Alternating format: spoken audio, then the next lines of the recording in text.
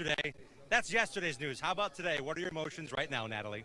I still can't believe that I'm on the pole and leading everyone to the green, and I can't thank Venturini and Toyota enough and 29 to be here, and I can't wait for the race. This is a full season effort for you now, but this is the biggest stage you've ever been on. First time at Daytona.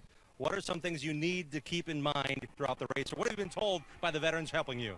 A lot of things. I have a great crew chief, Dave Liner. He's told me a lot of good advice, and my spotter, Eddie. I'm just going to stay on that yellow line and really listen to Eddie and my crew chief. Congratulations on the pole. Good luck today. Again, Natalie Decker on the pole position, the third female in Daytona Arca history to lead the field to the green flag. All right, Phil, what should Natalie's game plan be here today? Just exactly what you talked about. Listen to her crew chief, Dave Liner, and listen to her spotter, Eddie DeHunt. That yellow line is going to be her friend for sure. And then she's got a lot of young drivers all around her. The top two rows, all making their first start, all 20 or younger. Well, then they're all even then, right? There's some great experience behind those front two rows. We've got a good stacked field here ready for this one. Brand new composite cars ready to go racing. And before we do so, we need to fire these Arca Ilmore engines up. Let's head downstairs as we get set to go for Arca. And now, for the most famous words in motorsports, please welcome your Grand Marshal, honorary guest of Lucas Oil, John Hanas. Drivers, start your engines!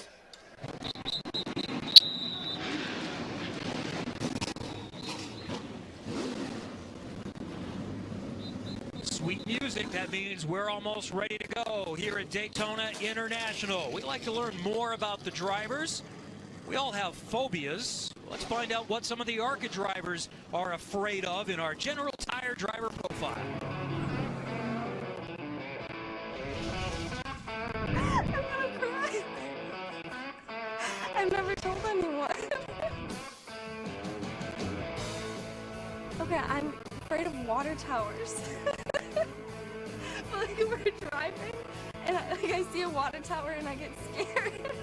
A race car not being ready or not being right, it keeps me up at night. I probably sound like a 12-year-old girl if I saw a spider, to be honest. I have actually shot a spider with a 12-gauge shotgun while I was hunting. Not afraid of spiders. I never shot one with a 12-gauge shotgun. I have a really deep fear of heights. I've been trying to combat that by jumping out of airplanes, which I've done 3 skydives now. I don't believe in Bigfoot, but like in those moments when you're by yourself in the woods, he's 110% real. Like he's right behind me, he's watching me. We'll walk through the woods together.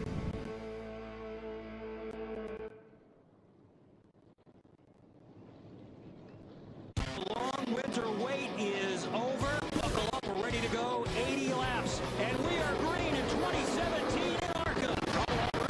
Cautions breed caution. We say that all the time, Kevin. Could have been a lot worse. Here's Terrio on the inside in the 52 car. Oh, trouble. Oh, a big hit that Thompson took. And on fire, that's Baccarella. Multiple incidents on this one. And nothing you can do. 25 laps to go. There we have a big one in the back. This is the opportunity right here for Terrio. And Terrio is out in front, and he's down to the bottom. Contact hard into the wall. So this one is going to be official. What a start to 2017 for Austin Terrio. Could be the start of a championship run for him. And it's time to kickstart 2018 to see who will be the next champion after Austin Terrio won it last year. It starts first at the World Center of Racing with a Lucas Oil 200 driven by General Tire. The General Tire Pole Award presented yesterday has some significance. Natalie Decker, just the 4th female to win it at Daytona, the 3rd in Arca. Group qualifying, she had a good group. She did exactly what her crew chief and her spotter told her, just like she told us a few moments ago for this race. She did an awesome job. They're the top 4 cars separated by 2/100ths of a second. And those cars that we saw are the front 2 rows of the starting grid.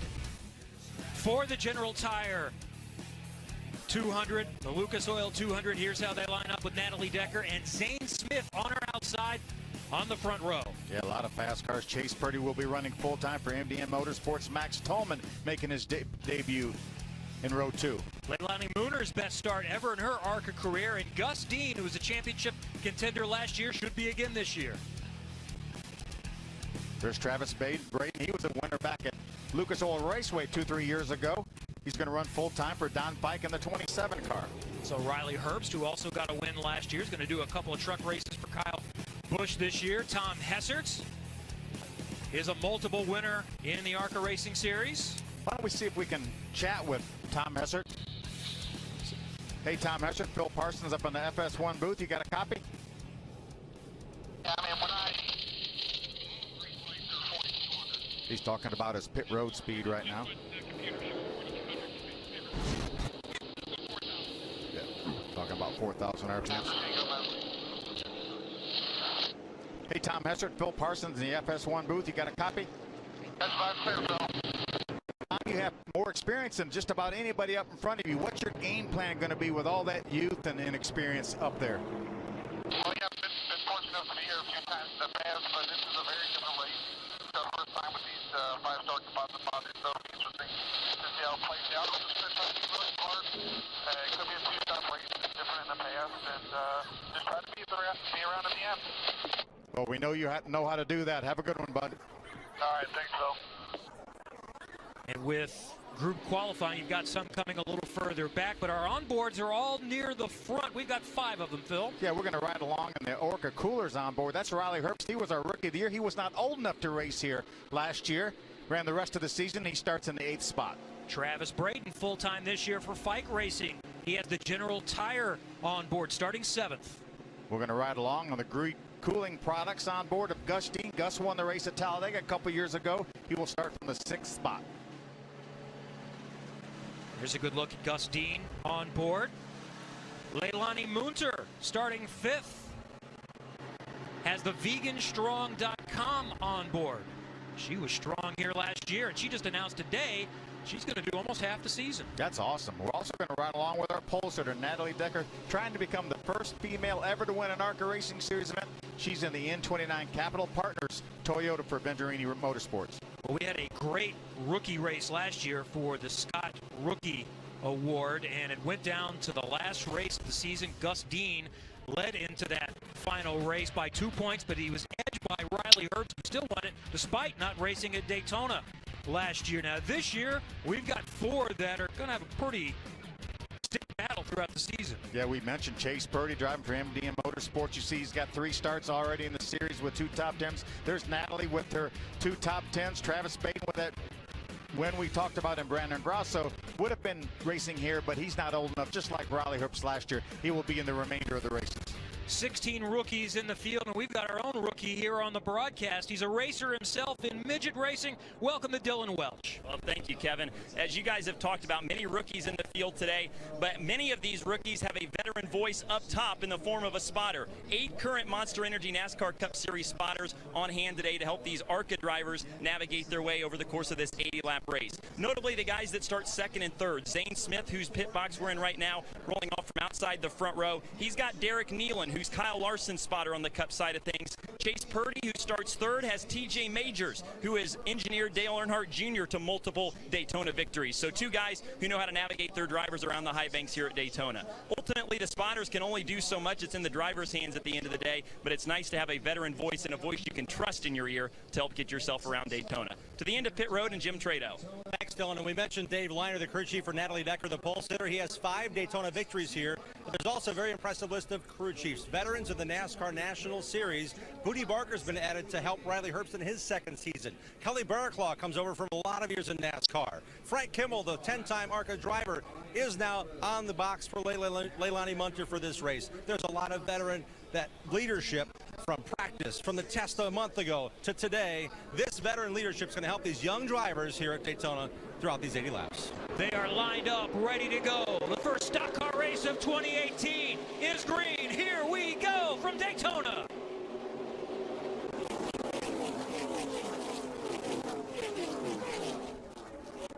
Smith trying to get the edge on the outside. He's in the black and yellow car on the high side. Decker stays even as they go into turn number 2. Decker just barely nosing in front, but they're still side by side, headed down the backstretch. A lot of the drivers and crew chiefs told me they thought the outside line was going to be the place to be. They felt like there were faster cars in that outside line. Zane Smith will lead them going into turn 3. Decker on the bottom side, and Max Tolman on the high side. making his first ever Arca start. Now these guys and girls are getting to feel what it's like to run around so many other vehicles here. Smith will lead lap 1. They're side by side for second. Tolman scored in second. Then Decker, Gus Dean, Chase Purdy, Riley Herbst, Leilani Munter. It looked like the outside line had a little bit of energy right there, so Zane Smith moved up to try to pull that outside line up even with the inside line. Zane Smith told me yesterday, my car is stupid fast. He's one of about 4 or 5 that feel like they've got a really good piece for this race. I think there's at least 15 cars capable of winning this race. No doubt. Natalie Decker is hanging in there. She'll try to nose up to the inside on the bottom line. That's on board with Decker, looking at Tolman. Look at that sun as they come off of turn 4 towards the tri-oval there. How difficult is that? Very difficult. Tolman ahead into second. And now Decker being challenged by Gus Dean for third.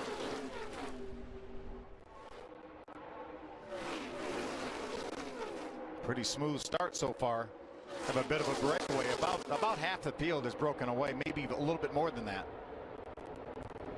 Max Tolman running in second, making his Arca debut. He has raced here before on the road course in SCCA racing, and he said that actually does help because you spend a good amount of time on part of the old.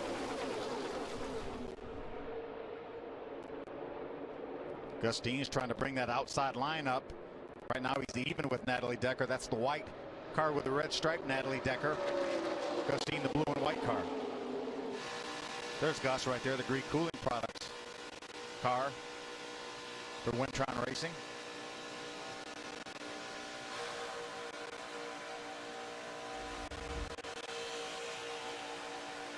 They made some changes in the offseason, including switching to Chevrolet. They have made a concerted effort backed by Gree to run for the championship and start thinking about Gus's next career move for next year. But he said it starts with, we want to compete for a championship in Arca. Brought Jamie Jones in to call the shots, veteran crew chief of NASCAR.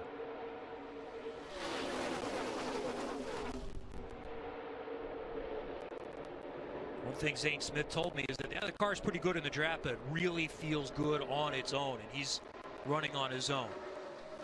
Really doing a nice job. You know, there are cars that like to lead, and there are cars that like to follow. It looks like he's got a car that likes to lead.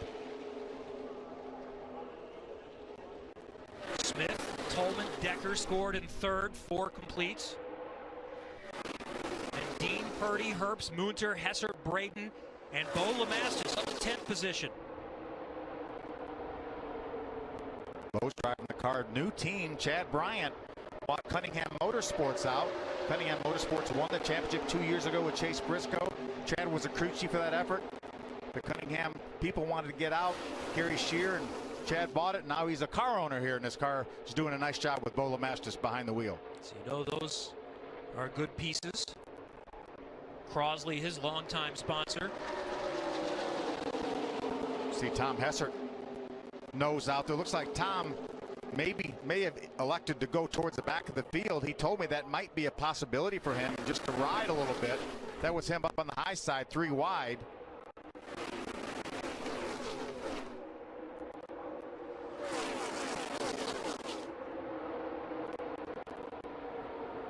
Boy, everybody doing a nice job staying in line. Not worried about a whole lot of side drafting and things right now, but the outside line has lost a lot of energy. You see the first car is the 32 car, Gus Dean. He has really dropped back now.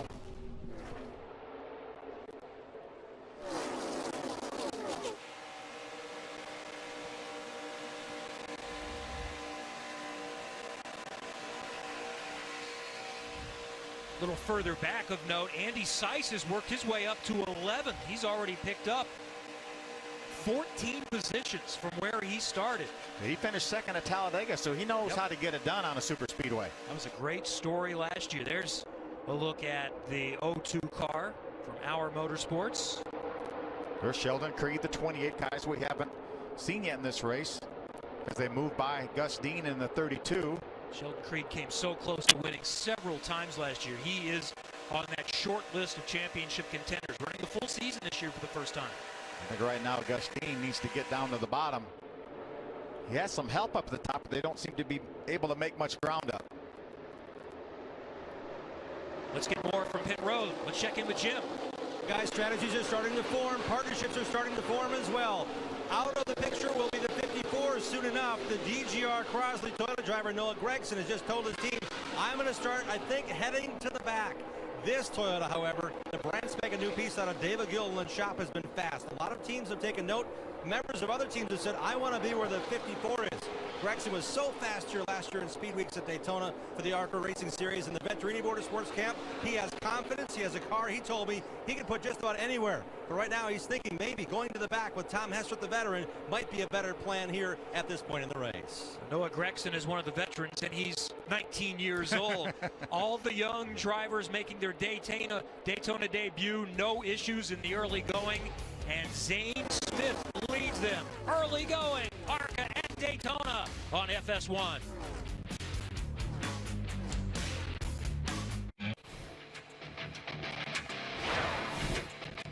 The 2017 season started with Austin Theriault winning here at Daytona International, and it was the first of 7 wins on the way to a championship for Ken Schrader Racing. Fantastic season in 2017 for the Maine native, and Austin Theriault joins us now in the booth as we kick off 2018. Thanks for joining us today on FS1 for the Arca Racing Series presented by Menard Season Opener. I'm Kevin Lee, along with Phil Parsons, Jim Trado, and Dylan Welch are on pit road. No change up front. It's 18-year-old Zane Smith from Huntington Beach, California. He grabbed the lead on the first lap, and he has stayed up front. Max Tolman right behind him. Natalie Decker, who started on the pole, hanging right there in third. Chase Purdy, Leilani Munter, the top 5. Austin, it's great to see you. How are you? I'm doing fine, guys. It's great to be up here today and catching all the action. What do you make of what we've seen so far? Well, I think the drivers are doing what they need to do right now. The bottom is the safe line. Beginning of the races here, you always see people just sort of feeling it out. The composite bodies is definitely something new. First time ever racing at Daytona, and then they take them to Talladega later on in the year. But I'm liking what I'm seeing right now. People are, the drivers are being safe, and I think later on in the race you're going to see the top line come in. What do you think about Tom Hessert's plan of dropping back? Well, I think it could work out. The problem is these Arca races are so short. You know, the Daytona 500, you have plenty of time to make your way back to the front, but track position's so important at a short race like this. And already we have 2 distinct groups. Looks like we've got about 13 cars in the lead pack, and then you go back quite a ways before you find the next pack of cars. Yeah, about 7 seconds back to that next pack that's led by Tom Hessert in the 55 car. 15 cars in that lead pack. Riley Herbst is at the tail end of that. As you said, then it's Hessert leading the next group. Is it impressive that these young drivers that have not driven here and some not on a super speedway are keeping it all together and leading and running up front? Absolutely. We knew that there was a lot of talent coming into this race. Experience wasn't there, but we know that talent sometimes is more important, especially when you have veteran spotters up top basically telling these kids where to run, where not to run, and when to pull out of line. So they're fortunate to have them, put it that way. How important are spotters here, Austin? I know you did such a great job last year winning that race, but how important is a spotter here? Critical. You know, it's hard to see because the cars look like they have about a half a car length between them, but once you get in a big pack, you can hardly see getting into the corner. You just have to follow the cars in front of you, and at that point, it's the spotter, you know, telling you where you are, telling you how far the car is behind you, and you don't want to say this, but they're just as important as the driver in a race like this. No doubt about it. They deserve an awful lot of the credit. How challenging is that, though, to depend so much? You know, a race car driver used to, on track at least, having a lot of control. You can't take total control on a play track. No, you got to trust your spotter, and that's why I like Daytona, because you build a chemistry. You know, hopefully these guys are going to be working with the same spotter all year, and it's a great opportunity to come out and not only work with a team for the first time in a lot of instances, but you got to work with your spotter and you know, go from here. And I see a lot of drivers that are making their first start here, and I'm anxious to see how they turn out. Let's find out more about some of the young front runners to pit road and Dylan Welch. Zane Smith was talking before the race about how he wanted to just get out front and lead every single lap of this race, and he's done that so far. He's led from the start, led all 16 of them. Max Tolman there in the second spot. Not only does he have a veteran spotter like we talked about, he's got Tyler Green, who spots for Jamie McMurray up top. He's got Doug Richard as crew chief, who led Dale Earnhardt Sr. to a championship in 1980, and he's also been talking with Todd Bodine, who has many laps here at Daytona throughout this weekend. After every session, he'll get on the phone with Todd, and they just talk about the nuances of the track, the nuances of the draft, just to help speed up Max's learning curve that much more. Good stuff in the early going. Lap traffic playing a factor right now. Zane Smith working around Andrew Belmont. Smith out in front at Daytona International.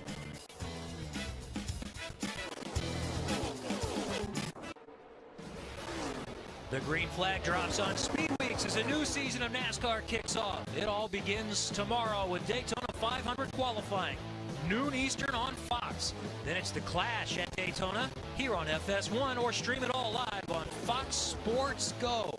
Great to have racing back. We had Cup practice and Clash practice today. We'll get the front row set tomorrow for the Daytona 500 and a race as well. We've got racing here today in the Arca Racing Series presented by Menards, and more on Riley Herbst downstairs with Jim Trado. Well, Los Energy Toyota is out of the draft on purpose because the temperatures are rising, water and oil, to the point where he said, guys, I don't think I like I see it on the gauges. They said, get out of line. His spotter, Chris Lambert, who does Denny Hamlin's work on Sundays, said, this is the best move, guys. Let's get somewhere clean, somewhere clear, away from the draft to get that engine cooled down with fresh air to the nose of that Toyota. Remember, these are fuel-injected engines. If that engine gets too hot, that engine will actually retard and lose a bunch of horsepower. So I think it's a good move to try to get some fresh air there and keep that engine cooled off a little bit. Especially early in the race, you know that we're going to have to come and make pit stops, and the field's going to get back together. You can see Riley inside the car messing with switches, probably turning the radiator fan on to try to cool that off a little bit. Although at these speeds, the radiator fan doesn't do a whole lot. But there's only so much you can do as a driver when you have an overheating problem. You don't want to damage the motor, but coming in during green flag is really going to hurt your chances of winning. We talked about the experienced drivers and also a lot of young drivers, some making their first start. Two of them really at the opposite ends are running at 16th and 17th. Bobby Gerhardt, the 8-time winner here, and that's Grant Quinlan, 19-year-old, in his first ARCA start in the 30 car there for International Tool and Mold, getting together just a little bit. Yeah, the ARCA officials do not want you to do any bump drafting in the corners. They allow it on the straightaways. And right now, Grant is just really trying to help Bobby Gerhardt. He's not trying to hurt him. He's trying to help him to get by that car in front of him. I believe that might have been Brett Holmes. But that's something you don't want to do, is feel a little bit of a bump in the center of the corner. Especially to the left side of the bumper. It can really get you sideways.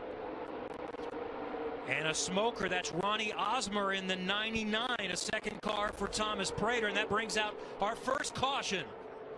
And then we've got more problems in turn number 4. Andy Seiss has gone around in the 02 car. That's the 52 of Will Rogers right there in front of your screen. The Dryden car, that's the same car that Austin won the championship with last year. Oh, and he was having such a good run. He had moved up about 15 spots. Cody Robaugh in the number 7 Grant County Mulch car as well. There's the 99. Osmer we saw first. There's Robaugh rolling on pit road.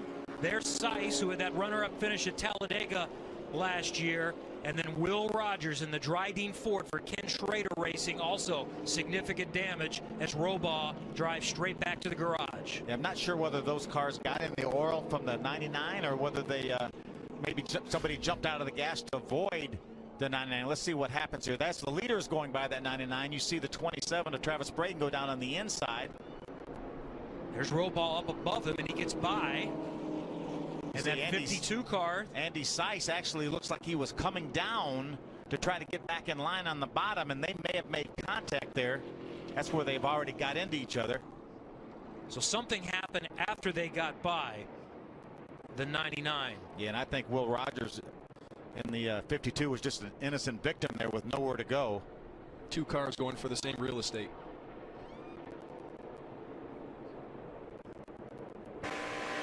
Let's see if we can see anything on board with Gus Dean. Watch Andy Seiss in the 02 as they get by this 99 car. There you go. There's the first contact. contact. It didn't look like Andy knew that the car was beneath him. Kept coming down. They made contact. Look to check the left and right front for Gus Dean, too. He might have taken a little bit. This is Travis Braden, the 27 we saw had to dodge that slow car. Can't go below the double yellow line to improve your position, but you certainly can to avoid. Look at the damaged left front tire. Tore that fender off that 32 Gree car. So here they come down pit road under caution. We start with Dylan. And Max Tolman has been just happy to ride. Both of his crew chief and his spotter, Tyler Green, telling him he's doing a great job. Just content to ride right now and follow that bottom of line around. Zane Smith, fuel only for him as well as he's down and away. Jim Trado. Fuel only for our pole sitter, Natalie Decker, who stayed according to plan on the inside line. Rode third to this point in the race. Fuel only. They've got the grill wiped off. Now there's a delay. They want to get the second can plugged in to give her the most fuel for perhaps one more stop at their discretion late in the going. And Zane Smith made some contact with Bobby Gerhart on pit road. Let's watch again. See, that's the crew chief's job for the 41 of Zane Smith, to know who's pitting around you. He knew that Bobby Gerhart was coming in the pits, and he sent Zane in the 41. Bobby had to turn down in his pits. That's a tough break there. So this shakes everything up. Zane Smith has dominated this race. Does he have damage? He's not going to have the lead. We go back to Creed from Daytona International in Arca.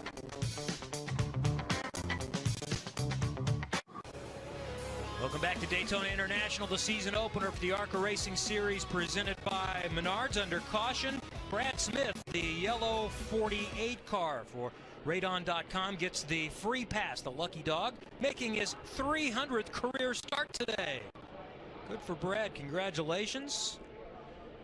So we've got a shake-up up front. Chuck Hires didn't pit. He is now the leader. Sheldon Creed led everybody up pit load, and I think he's going to soon cycle to the front for the restart. Coming up next on FS1.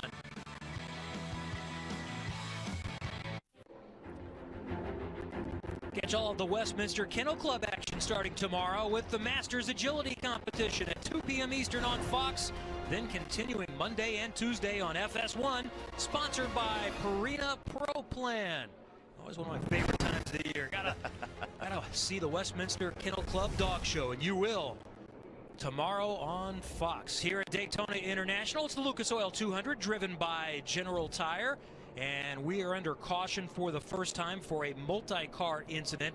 Sheldon Creed is at the front. Our leader, Phil, was Zane Smith. Yeah, let's see if we can holler at Zane. Hey, Zane Smith, Phil Parsons and the boys up in the FS1 booth. You got a copy? Yeah, I got you. Zane, that car looks awfully strong. Came down pit road, had a bit of an issue there. You have any damage from that contact with Bobby Gerhart? No, I didn't have any problems there. The beginning race was pretty good for us. The fuel and now we're leading, so we're looking pretty good. How does that car handle? This is the first time that we really have these cars out in some really big packs. Car looks like it's driving pretty good. Yeah, I'm having a hard time getting you there. What'd you say? Said it looks. This is the first time that we've had cars in such a big pack, but it looks like your car's driving really well. Yeah, pretty happy with it. The guys back at MDM have worked really hard on it, so man, hopefully we can make it on the field where we keep shutting it off here, trying to save, and I don't know. If we make it, we have a good shot out of here. All right, buddy, finish it off. Okay.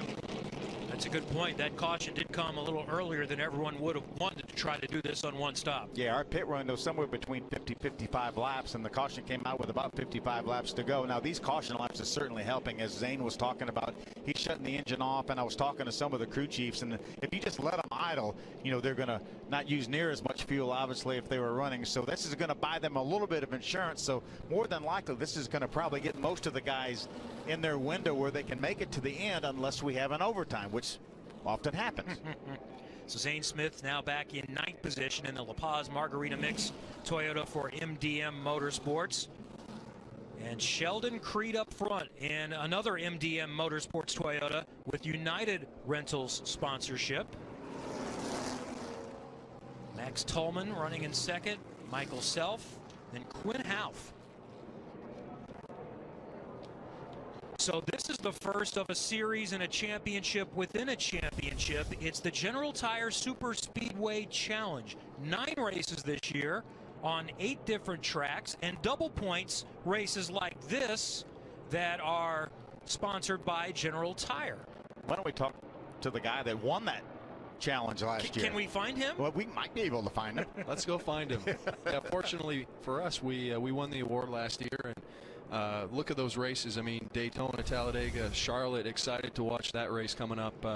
A bunch of different unique racetracks, and I mean that it's going to test the guys. I mean, they have to be good at all these different racetracks, and looking forward to seeing who comes out on top. And General Tire does so much for this series. It's really nice to win an award that they're a part of. Absolutely, they do a lot for the series, and fortunate to have them. Well, we've got a moment. Austin, tell us about what you're working on for 2018. Well, I'm excited. Obviously we won the championship last year, and my goal from the start's always been go back and try to race in NASCAR again. 2015, put a hamper on that, but great last year, and just looking for different opportunities in the Truck Series and even the Xfinity Series, and hopefully things come together. Would like to race at Daytona, but I mean, anything that comes up, I'm going to take a look at it and try to put something together for later on in the year. You had some great runs in Brad Keselowski's truck 2 or 3 years ago, especially here at this race. Had a top 5 finish here. Absolutely, I always love Daytona. It's a fun track, and so much can definitely happen during the race. But have a lot of good feelings when I come here. Jim, you talked about problems earlier for Riley Herbst. He was just in again. Well, the discussion between Shannon Rush's crew chief from last year and new crew chief Booty Barker, they said, you know what, let's bring it in one more time, top it off with fuel. Their discussion prior to this second pit stop under caution was they might have been about a dozen laps short on fuel. Now with this extended caution, they are close to their window. They thought, let's give up that track position. Riley, come on back in, top it off with fuel. They might not see pit road again today. I think that makes sense for anybody that was near the back of the line. Yeah, Leilani Munter also came in too and topped off, so they should be good to go. There's Leilani right there in the big and strong Toyota. She did a nice job early in that race, just got down in line, ran up in the top 5 till that caution flag came out. She was running in the top 5 that entire first stint. Has a little bit of work to do to make her way back up there to the front. We're going to go green again, this time by with a new leader. Sheldon Creed led a lot of laps last year. He's won in just about every kind of race car. He's been knocking on the door in Arca. Max Tallman in his debut. Michael Self, who won the finale last year. Quinn Houff, who we saw here at Daytona last year. And Travis Braid in the top 5. The pole sitter, Natalie Decker, is still right there, restarting in 6th position. We have teammates lining up on the outside row, Tallman and Houff for Mason Mitchell Motorsports. Let's watch to see if the guys that were lagging back are going to turn up the heat here.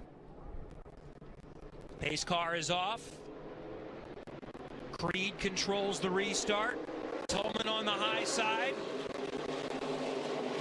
And we're going again at Daytona. Creed in the white car is going to get the push on the bottom line and try to nose in front.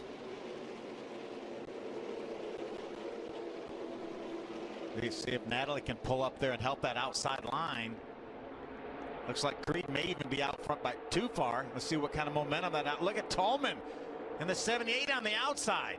Around Michael Self back into 2nd position. That's Braden in the 27 as Self inches ahead once again. Good shot of Quinn Houff right there, the 98 car. And that's on board with Braden. There's Noah Gregson in the 54 switch car. And Sean Corr is in the top 10, running in 8th position now in the 43 car for Empire Racing. Sean's a former pole sitter for this race, as well as a top 5 finish under his belt here at this racetrack. Here's Tom Hessard, who we talked to earlier in the 55 Venturini Toyota. Up on the high side, Zane Smith, who dominated early, is on the bottom side. He's still in 9th position, so he hasn't been able to make up any spots since the restart. And here's Tolman on the high side by side, nosing in front of Creed. It almost looks like these cars are jumping around a little bit more than they did before. Yeah, we're actually seeing the outside make some success, and it's all about the quality of cars on the outside lane. And if these guys from 5th on back want to win this race, they're going to have to learn how to make the outside run.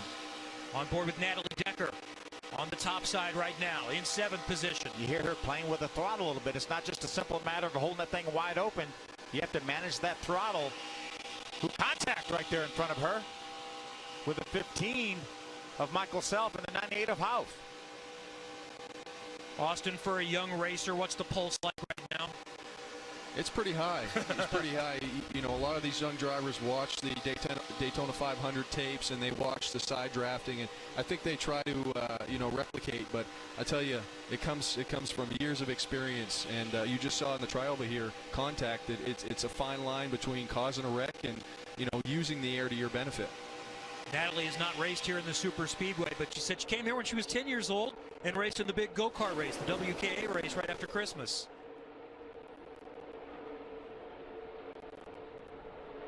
That's a good view of these cars. You can see them moving around. It's not simply a matter of holding the steering wheel steady.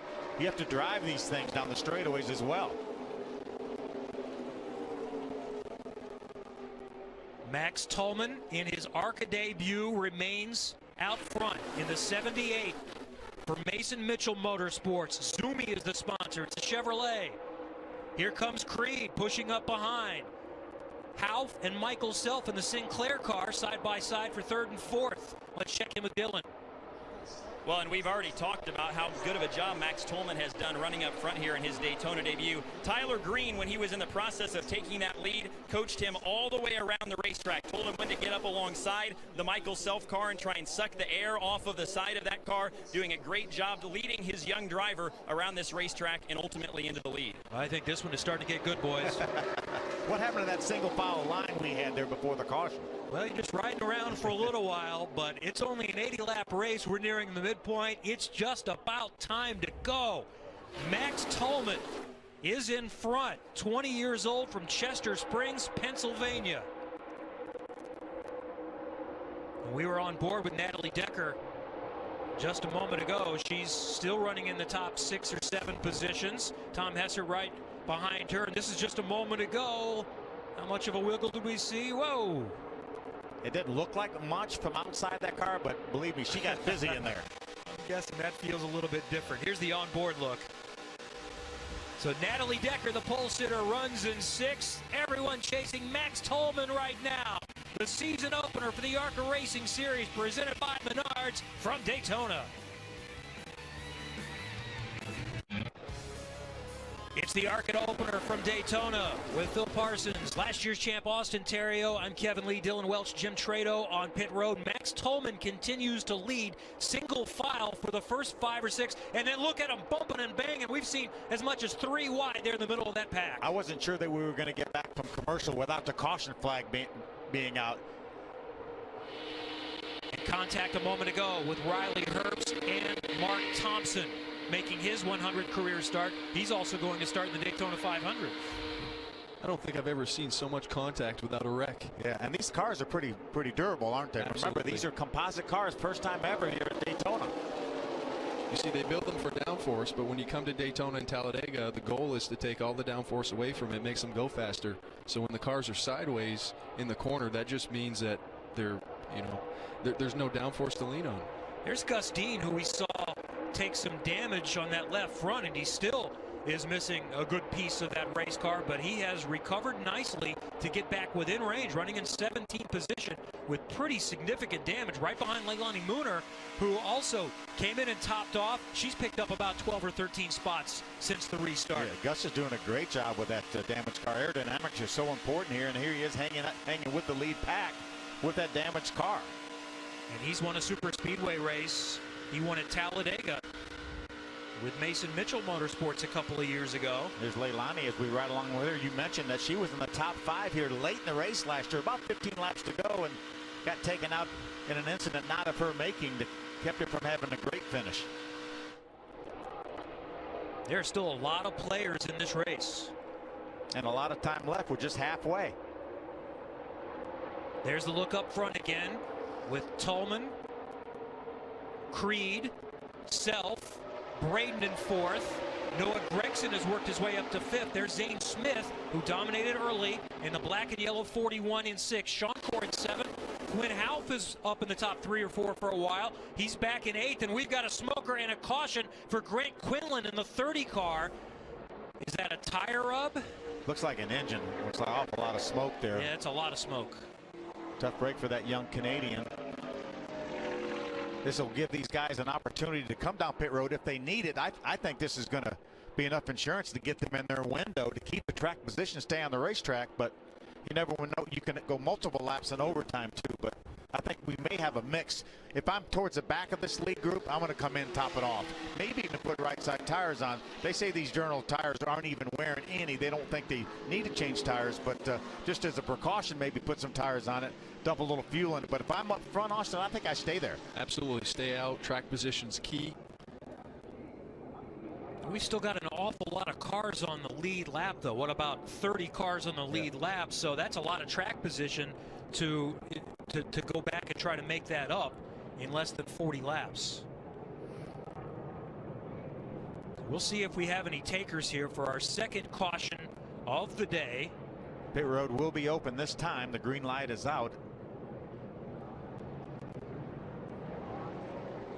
Certainly don't want to make any mistakes. You don't want to speed up pit road if you come down pit road. You don't want to give up whatever track position you might have by coming off pit road after making a mistake. This is where giving up a second is better than having to come in again to do to do a penalty stop. Especially as a young driver, a rookie that's never done this before, it's way better to give up time than to have to come in and make a penalty stop. We all know that, but it's challenging, I'm assuming, to stay that disciplined because you're trying to pick up every inch that you can. Let's watch and see who comes in. Looks like Michael Self is down below the double yellow line. Looks like he may be headed to pit road. The leader faked it. No, he's coming. There's the leader, Tolman, coming down. Michael Self also comes with him. So Creed and Braden and Gregson all stay out. Let's go to Dylan. And Max Tolman, a little bit of miscommunication. He jumped over his pit box again. They backed him back up, putting fuel in. They wanted him to stay out, but I don't think he was able to miss the commitment cone. He stalled it a little bit on exit. They're still trying to get the Max Tolman car rolling. Jim Trado. They told the driver, don't slide the tires on the 15, so Self eased on into his pit box and overshot it. Fuel only is the call, but valuable time lost here with his Venturini Motorsports team. Crew chief Kevin Reed went to victory lane in 2013. This is a fast race car. He's trying to go back with driver Michael Self, but that may set them back a few spots as a lot of cars taking fuel only here on pit road. And no doubt, Michael Self lost some track position here. Let's watch again.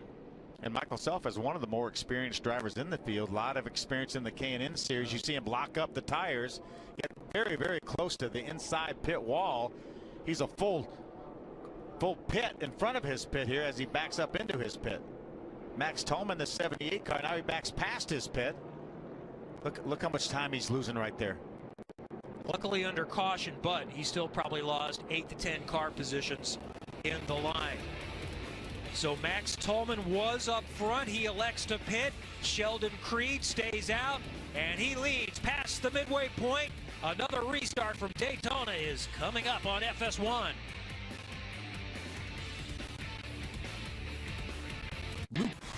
Under caution number 2 at Daytona International for the Arca Racing Series opener, and it's time for our Protect Plus mid-race recap. Off the start, Natalie Decker in the white 25.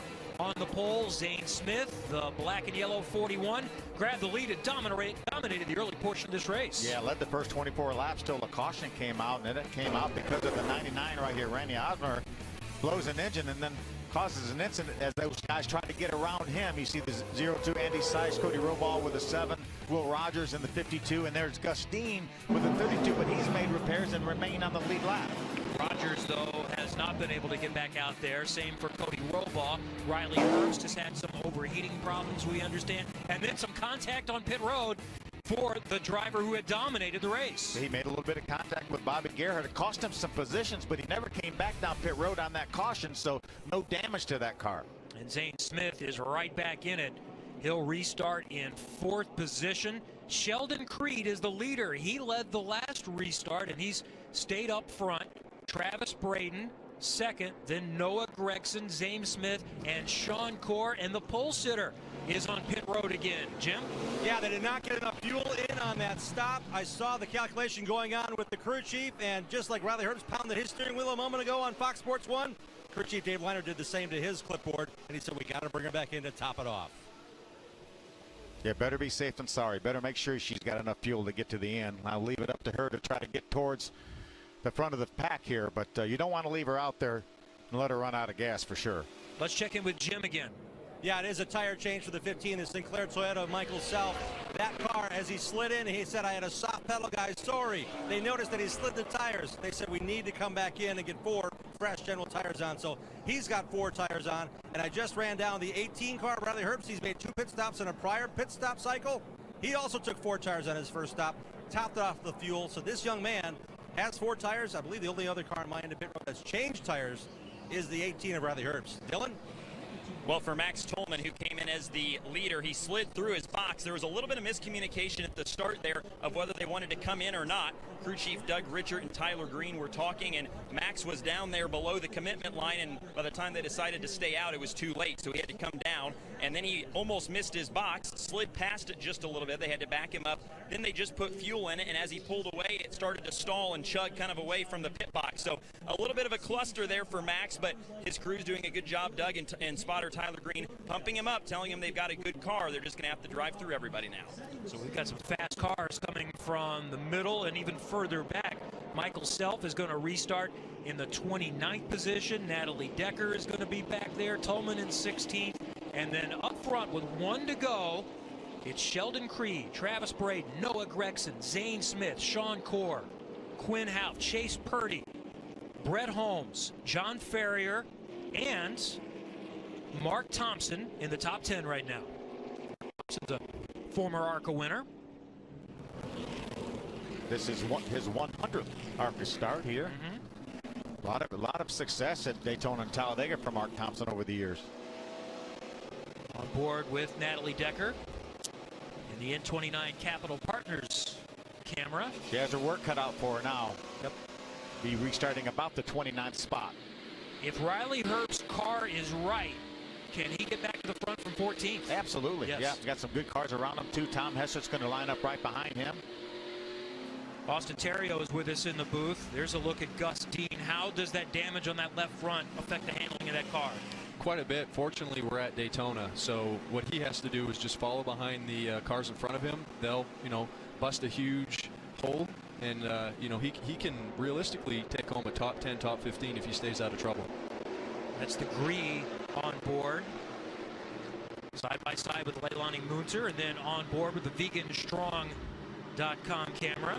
Leilani's running just outside the top 10 right now in the 11th spot. Again, doing a nice job here. She was selling me on the Impossible Burger today. I'm going to give that a try. It's going to be available here all throughout Speed Weeks. Here's the General Tire on board with Travis Braden, who's going to restart in 2nd position. And we're about to do that. 35 to go in the opener at Daytona. The first stock car race of the season. The long winter is over, and it is about to get really good. Creed on the bottom side. Braden on the top side, back up through the gears, and back to green at Daytona with Noah Gregson giving a good push on the bottom side. A lot of experience there pushing Noah Gregson. He's a young driver, but got so much great experience driving for Kyle Busch Motorsports last year in the Truck Series. Sheldon Creed has a good pusher right now, driving for David Gilliland Racing. Look at the front two jump away, Austin. They have to be careful. Huge gap behind them. Get too far ahead, right? Absolutely, too far ahead, and the guys behind them are going to come up with a run, possibly pass them on the outside. Sean Corr right now holds down the 3rd spot in that 43 car for Empire Racing, side by side with Travis Braden in the 27. I think that's Chase Purdy right behind Corr in that red Bama Buggies car. It is. He's taking a peek below and going below that double yellow line. You can't pass going below there. He had a lane for a moment, then Sean Corr closed it up. Ooh. And a big crash, spinning, turning, the 33 of Daniel Sassnitz. Caution number 3 at Daytona. Big impact. Hey, Daniel was running in the 26th position. There's a 22 also. Ed Pompa. Ed was running back in 30th. Pompa driving for Andy Hillenberg's team with owner's points from Chad Bryant, the former Cunningham team. There's a 2nd generation ARCA racer, Andrew Belmont. His dad Andy had so much success here in the series years ago. First start here at Daytona for Andrew with some damage. There's Pompa driving the 22 car. There's Andrew Belmont driving away. Doesn't appear to be a great deal of damage to that mod space car. So Creed was the leader with Gregson, Braden, Zane Smith, and Sean Core. Creed and Gregson worked so well together to get out that big lead, but now remember they're going to be split up because when they have this restart, they're going to start side by side. So who leads may be determined by Travis Braden and Zane Smith. Yeah, and if I'm Creed, I know Zane Smith is my teammate, so I'm going to restart this race from the outside because I know I have my teammate Zane Smith in the 41 pushing me. And there's the 33 go around. Daniel Sasnet making his first Arca start. He's a former Richard Petty driving experience instructor. He's getting an opportunity here in the second car for Wintron Racing. As a teammate to Gus Dean. See a lot of damage to the front of that car. Ed Pompa crawls out of the 22. One of Andy Hillenberg's entries.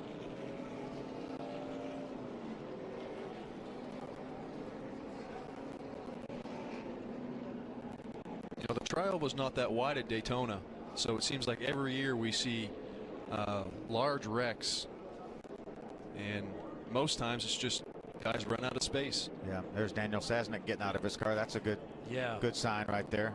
We never saw a great look at it, but it looked like a pretty heavy impact. So good to see that Daniel Sasnet is out, and let's go back and try to find out what happened.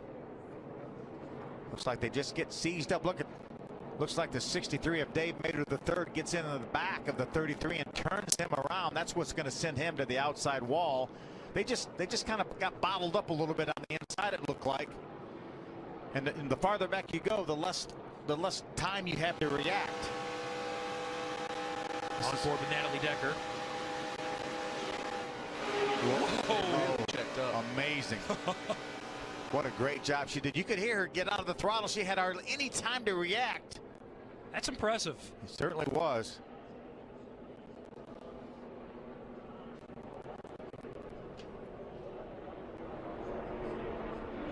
Pretty hard contact with the outside safer barrier for Sasnick.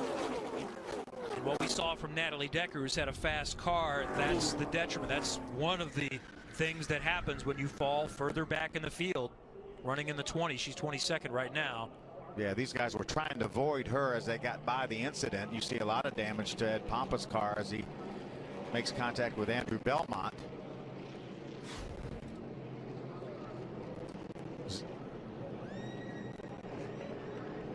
Let's check in with Dylan. The 41 is on pit road. Yeah, they had a right rear tire going down, so they opted to come in and change all four and add fuel. The car's still driving okay for Zane. He's doing a nice job just riding right now and holding on to what was the fourth spot, the 4 tires and fuel down and away. Well, he's worked his way back up a couple of times. Remember late last year, either Kentucky or Kansas, he was up front, fell to the back, got all the way back up to the front. So don't count out Zane Smith yet.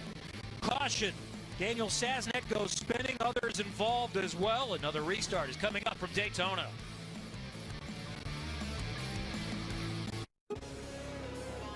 Under caution number 3 for the Arca opener at Daytona with Phil Parsons, Austin Terrio, Dylan Welch, Jim Trado. I'm Kevin Lee. Sheldon Creed is the leader. Noah Gregson will restart in second position. Let's find out more about the 28 though with Jim. There's a lot going on since the accident right in front of their pit box here, guys, on pit road. I'm with crew chief Jeff Stankiewicz, 2 years removed from winning the Arca championship with Grant Enfinger. He is now in discussion. His first initial thought was there's too much debris on the front stretch. We're the race leader. Can we get the field to come down pit road while they clean the front stretch? The answer was no. So the debris on the front stretch was the first obstacle. Let's now find out the second obstacle. As Jeff Stankiewicz also only had 1 pit stop thus far for fuel on lap 23. So the debris was one thing you had to overcome. Now how about that fuel mileage? What are you telling your young driver? If he does not come back in, that's a long way to go on a tank of gas. Yeah, he's been saving fuel really well here. We've had a lot of caution laps here. This wreck is really going to put us in a good position.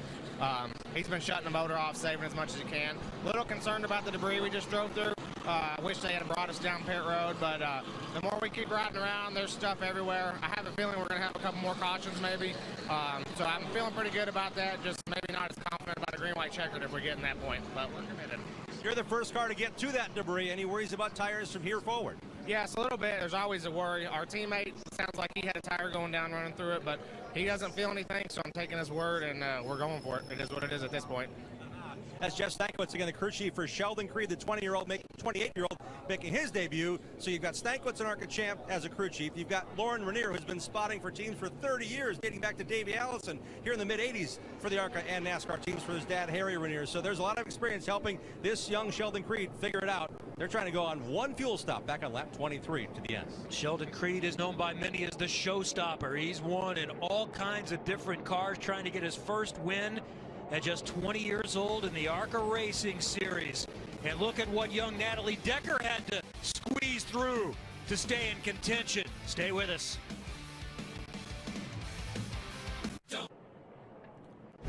After we're done tonight in Daytona, it's UFC 221 prelims on FS1 as Damian Beatdown Brown steps into the octagon to face Dong Young Kim, plus Rob Wilkinson welcomes Israel Adesanya in his UFC debut.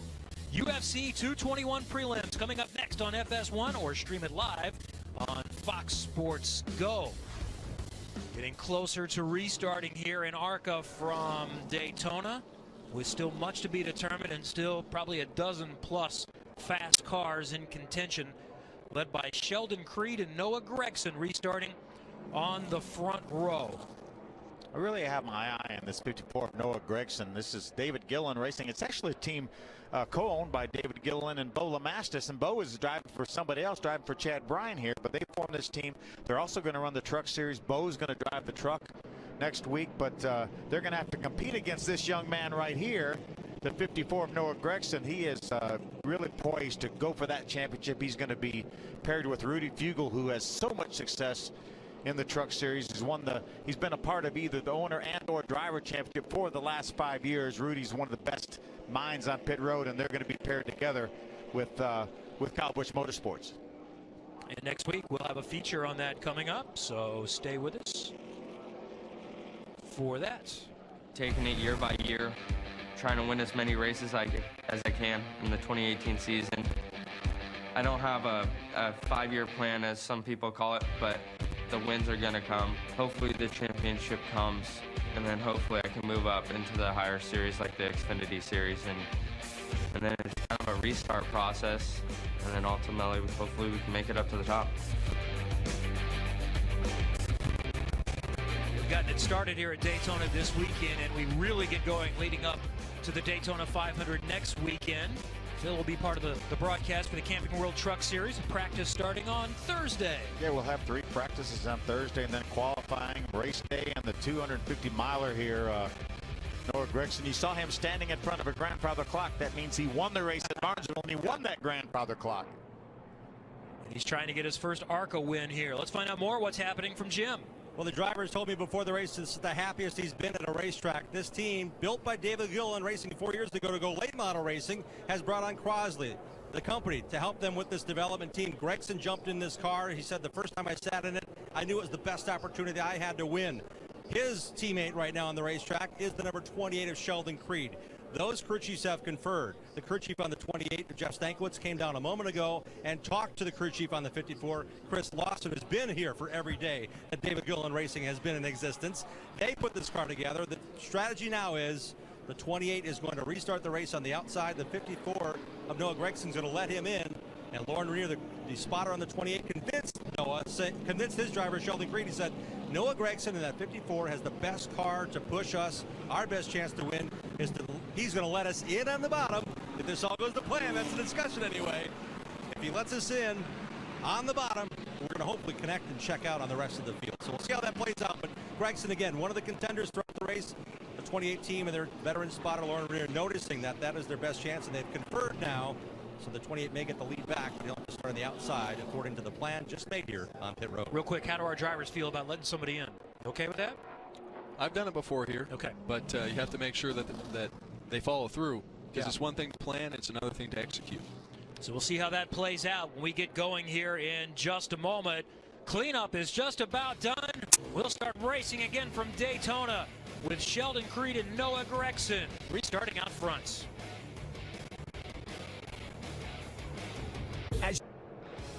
Caution number 3 from Daytona in Arca is about to come to a close. In the last caution, Ed Pompa, Daniel Sasnett were among those involved. They have been checked, cleared, and released from the infield care center. We'll go green this time around. Thanks for joining us tonight as daytime moves to dusk at Daytona International Speedway. The pace car is about to pull off, and we are going to go green with less than 25 laps to go in the biggest race of the season for the Arca Racing Series, presented by Menards in the first stock car race of 2018. Gregson on the bottom side. He's going to let Creed go by. He'll grab the lead as they go through the speedy drive. Watch that top side to see what kind of push Chase Purdy has there in the red car for Sean Corr in the 43. Remember, a lot of experience Sean Corr has here at this racetrack. Wow, they're hooked up. Chase Purdy doing a nice job right on his rear bumper. And Sean Corr leads at Daytona for Empire Racing. But Purdy looks to have the quickest car right now. He's trying to go around the high side. Creed will give Corr a push. Gregson is still right there. And now Purdy is all by himself, and he'll slide back. Purdy has some help coming. Looks like maybe Brett Holmes, the 23 car on the outside, pulls up behind Purdy. Purdy tried to pass on the outside, and that would have worked out if he would have stayed single file. And it's Sean Corr leading the lap at the line.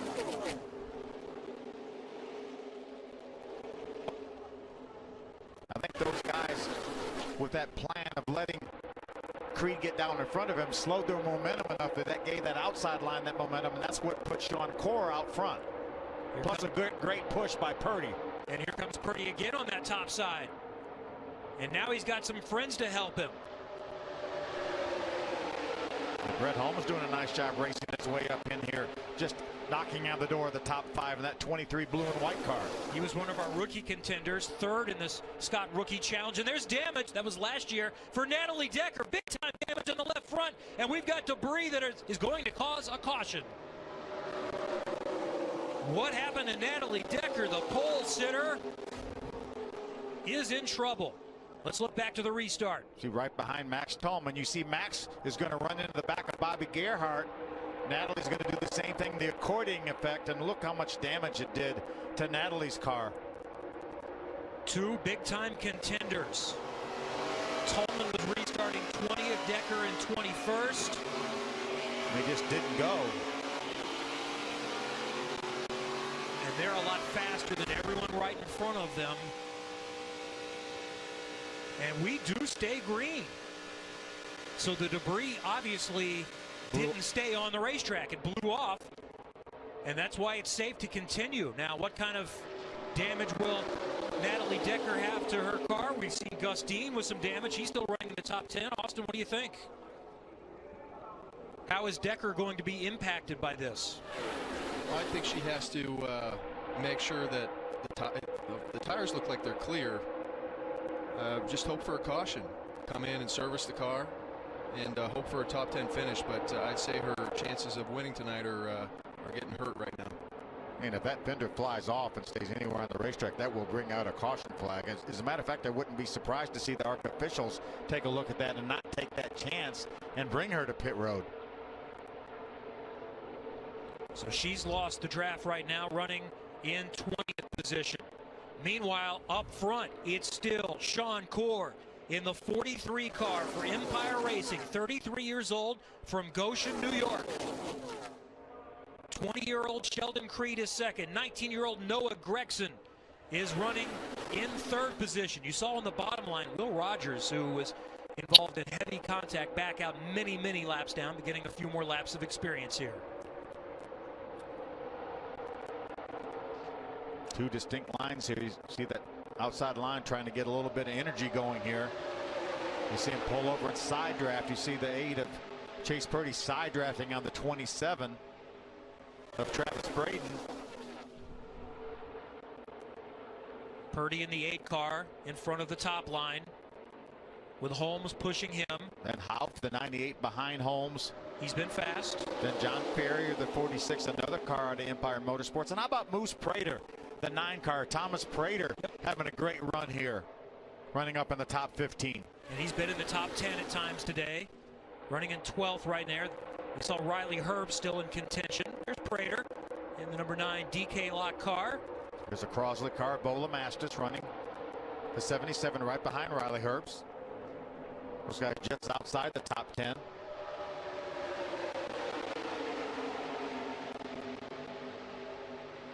We see the 32 Gree car of Gustine, who took damage earlier. Tell us what you know, Dylan. You can see the hood is flapping pretty badly, or starting to, on that 32 car. Gus said that the car is still driving fine. He obviously has to be in the draft, doesn't want to lose the draft in general, but especially with that damage, he's really got to be tucked up under the back of the car that's in front of him. So that's been really the only issue so far, is just making sure that they stay in the draft, but the car itself is still driving straight. So no problems, at least preliminarily, for Gustine. Let's go to Jim. Natalie Decker, the other car on the racetrack, missing most of her left front fender on her Venturini Motorsports Toyota. Had reported she smelled some fiberglass, but that smell has gone away. They're worried about that car and the fender. When she smelled the fiberglass, it did have a fender rub on the top of the tire where the hood would meet the top of the fender. That's now gone, so the tire has cleared that debris. Spotter Eddie DeHunt was very specific, saying this is where the damage may be from. Now the wheel is clear. Let's keep her on the racetrack. You can see where that fender is pulled back on the side. That was also dragging, may even still be dragging the racetrack. That could be where the fiberglass smell she has coming from.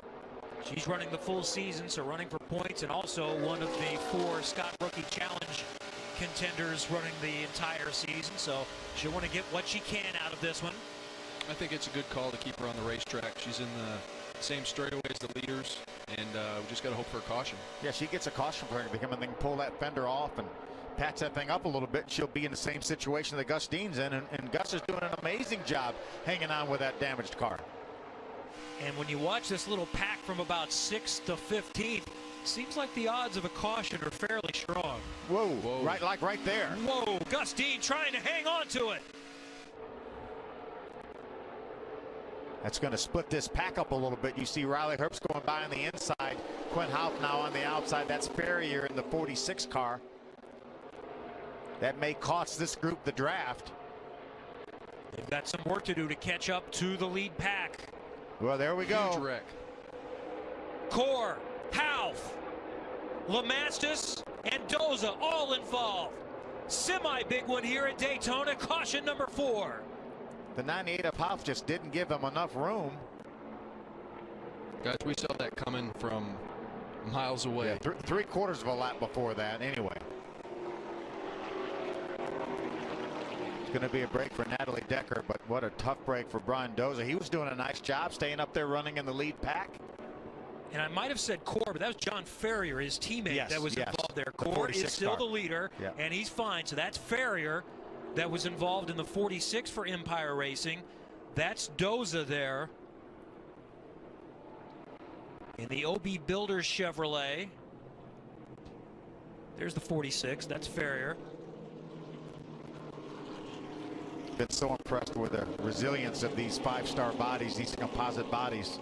They can only take so much. Yeah, they've been some hard hits here. You see the damage to Chad Bryant's number 77, driven by Bola Mastis. See the right side damage. Tough ending for them. Yeah. He finished 6th here a couple of years ago at Daytona. Let's go back and see how this started. We'd earlier seen a big wiggle for Gus Dean. There's going to be contact. Gus is going to make contact with the 8 right there. They make contact, and that slows the entire field up now. See, now that puts them 3 wide. And as we did, they're going to go by the start-finish line, and then we get down to turn number 1. The 98 of Houff is trying to go around the outside of Dean in the 32, and we get down to the corner, and he just doesn't give him any room. He turns in the corner like he's not there and squeezes him, and that's what causes this melee. Tom Hessert very fortunate, along with Michael Self, to get by on the inside. So I think Gus Dean got out of that. He's still shown in 10th position. There's another view of that initial contact between Gus Dean and the 8 of Chase Purdy. Houff does a nice job avoiding the 32 of Dean right there, but they get down on the corner. Watch him squeeze right here, guys. Just not enough room. And once the cars get attached, it's over. See Leilani, watch her in the green car. She's going to make evasive action. You see the green and white car go by. Michael Self That was Tom Hessert above Michael Self. Leilani does a nice job driving by before they come down off the banks. Bobby Gerhardt getting through. And here's Gus Deans on board, and watch him squeeze through this. More damage possibly now to the right front of his car. Thomas Prater getting by on the outside with that 9 car.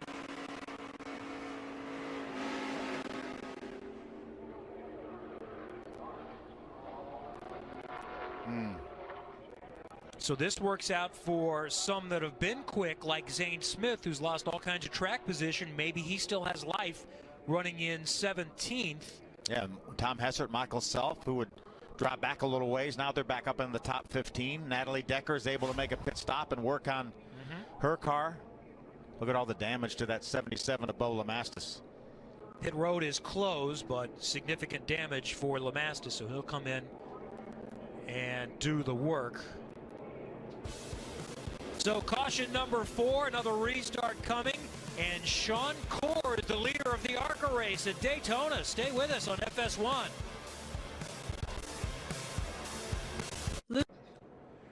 Welcome back to Daytona International for the Arca opener with Austin Terrio, Phil Parsons, and Kevin Lee, Dylan Welch, and Jim Trado on pit road. Jim.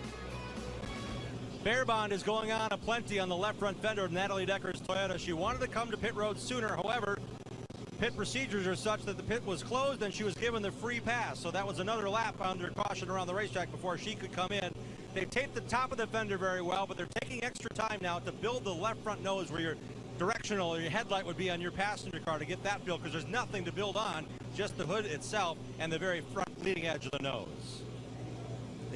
Critical right now for Natalie Decker, just to give her a solid race car, get more experience. Chance to win, probably gone away, but you can still get a pretty good finish here. Oh, without a doubt. We've seen Gus Dean actually do a nice job with all the damage, but there has to be something behind that barrier bond. That barrier bond itself is not going to hold that air off, but maybe they have enough material behind that to keep its integrity.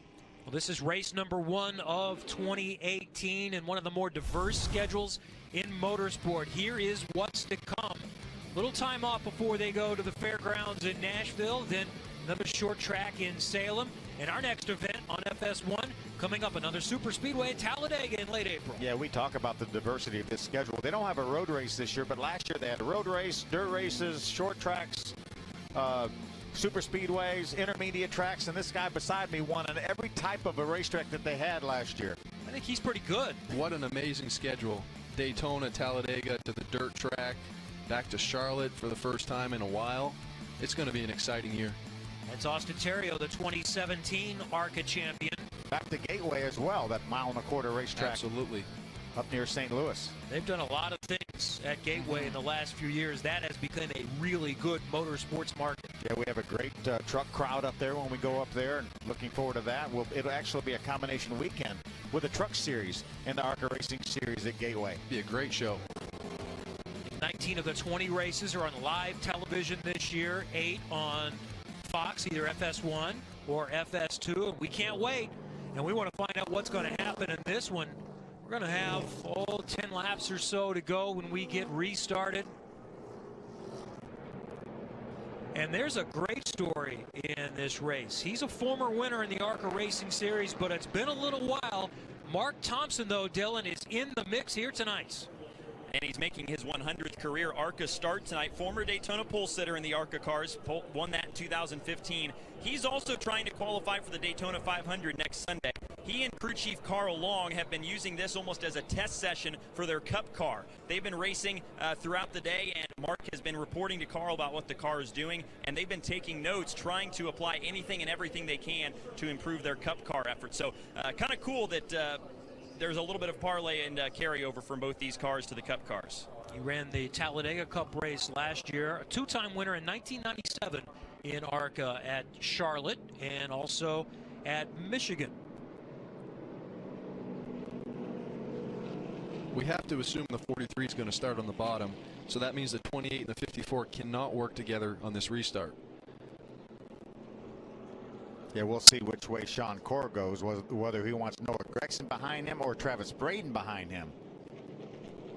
I'm sure there's some conversation going on pit road or up in the spotter stand or both try to determine who's going to work with who as we get close to 10 laps to go. Running in 14th position, this is Tony Marakovic, who's making a super speedway debut. He had 3 starts last year. He's starting for Andy Hillenberg's team, just 19 years old. They've been pretty quick this weekend. Shuffled a little further back in the start, but really nice young man with a lot of road racing experience that's never done anything bigger than a mile. So no better place to start than Daytona International. Yeah, great sponsor on board, the Smart emissions reducer. They were really excited about this effort. Tony was actually a teammate of mine last year and enjoyed working with him. I talked to Tony a little bit this morning, and he was really excited. Said, we didn't get the qualifying run that we wanted. I said, hey, you've got a long racer, and he's doing a nice job racing his way up into the top 15. Report that Brian Doza has been checked, cleared, and released from the infield care center, one of those involved in this 4th caution just a little bit ago, so good to hear that. So what's going to happen on this restart? Sheldon Creed and Noah Gregson worked a plan together for the last restart when they were 1-2. Well, now Sean Corr is the leader as we watch Brett Holmes running in 5th position, having a really strong run tonight in his 2nd full-time campaign in Arca. They weren't happy with the 2017 season, so they changed the paint scheme on the car. They changed their logo and everything. They wanted a fresh outlook. They did want to mention that that Ben Leslie got hurt in a shop fire not too long ago. He's a couple weeks away from coming back to work, so we want to wish Ben a speedy recovery. They have a little logo on the B post of that car saying "Get well soon, Ben." Ben's somebody I've known for a long time, so good to see him recovering. Well, let's find out more about our leader with Dylan. We're with his crew chief, Mike Cheek. Mike, what's Sean saying? Does he feel like he's got a shot to hold him off here these last 10 laps? Oh, yeah, that car loves the fresh air. If we can just get a decent restart, this thing will pull away, I think. Want to give a shout-out to Sean's dad, Mr. Corr, our owner. He's in the hospital, a little ill down in New Smyrna. Boss, we'll see you tomorrow, trying to bring you a little something happy here. Be awfully cool to see a Petty Blue 43 back in victory lane at Daytona as well, guys. Sean Corr's best career finish is 5th, and that came right here back in 2013. This is his 46th career Arca starts. If Sean can pull this off, you know, Mike Cheek's nickname is Grumpy, and I don't think he's going to be too grumpy if he can pull this off. You see, he's going to take the inside. He's going to work with Noah Gregson in the 54 car. I think that's very fortuitous. Gregson might have the best car right now among those up front, but there are a lot of contenders. I'm not sure I could pick one.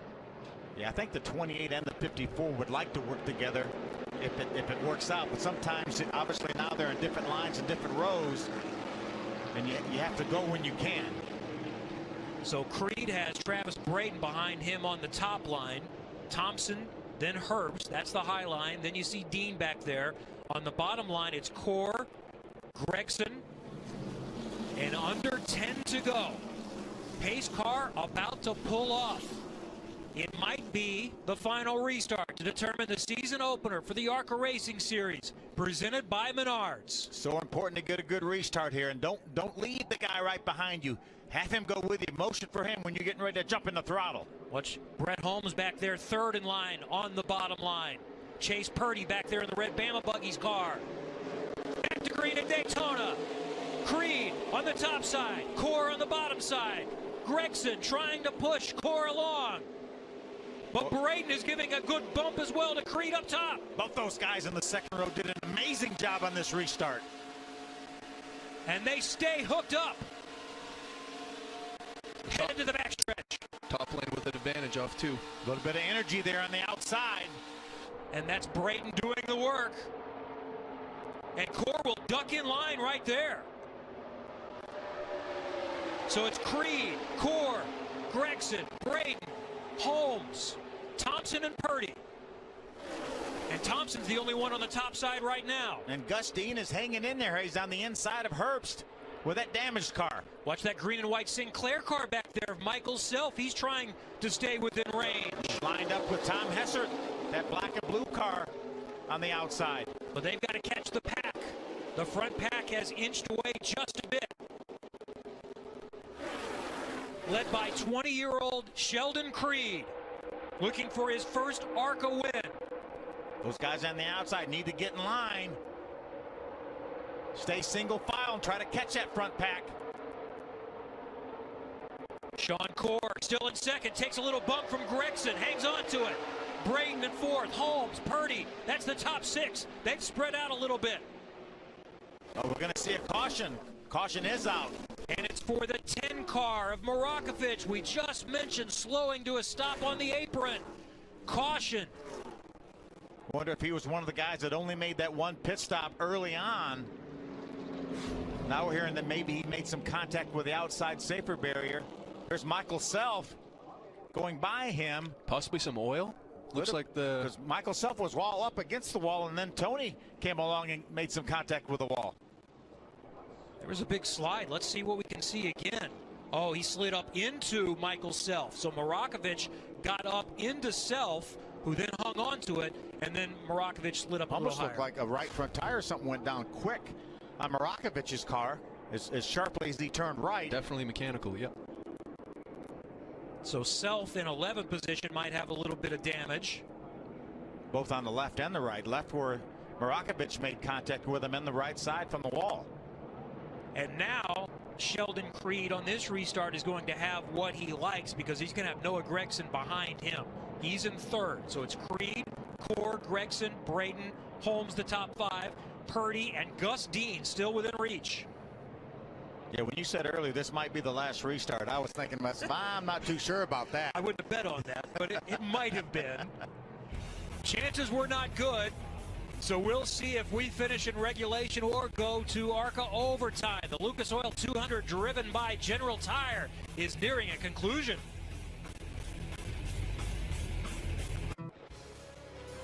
We've got another late race caution in the Arca opener at Daytona. We saw similar happenings last year. Austin Terrio is joining us in the booth with Phil Parsons. I'm Kevin Lee. In the final stages last year, with Austin out in front, heavy damage for Justin Fontaine in the 33. Cody Robaugh, Bobby Gerhardt also involved in it. I saw Justin at the racetrack today. Good to see him. He's got a full-time Camping World Truck Series ride, but he had a pretty significant back injury. Austin, similar to what you had, a compression fracture. It's great to see him come back and fight back from an injury like that. And then you also have experienced what these drivers are experiencing, the late race restart, and dealing with that. How do you deal with knowing they only get one more chance to go? Well, you never want to tell yourself that you've got the checker flag in hand, and it's never over till it's over. So what these guys have to do, they have to focus one last time. There may be other cautions. Let's just hope that they go green here and finish it out. But total focus from here on out. Let's check in with Dylan. Well, and Sean Core's guys are happy for that caution because it puts him in the outside lane. Travis Braden pushed Sheldon Creed to the lead on the last restart. So this time, the 43 car is in front of Travis Braden. They've got Chase Purdy third in line on the outside lane as well, who has not been shy today about using his front bumper to push cars. So Sean Core and his guys hoping for a similar situation to happen on this restart, maybe put them back up front. Who do we like up front of this pack of the top 7, 8, maybe even 10 cars? I like that inside line. I like Creed and Gregson lined up together. Brett Holmes has done a nice job. He's in the third spot inside line, but the 54 and the 28 have worked together really well. I'm going to go with the underdogs on the outside, Core and Braden. 5 to go. Looking for the pace car to pull off. The lights are out. Creed on the bottom side. Core up top. Neither have won in Arca. Gregson has won in the Truck Series, not in Arca. Braden won his very first race, trying for number 2. He restarts in 4th. Gregson giving the push to Creed on the bottom side. Can Braden help push Core to the front? Chase Purdy making it a 3-car push on the outside. Great start on the outside by your guys, Austin. But look at that inside line. Look at the inside line go.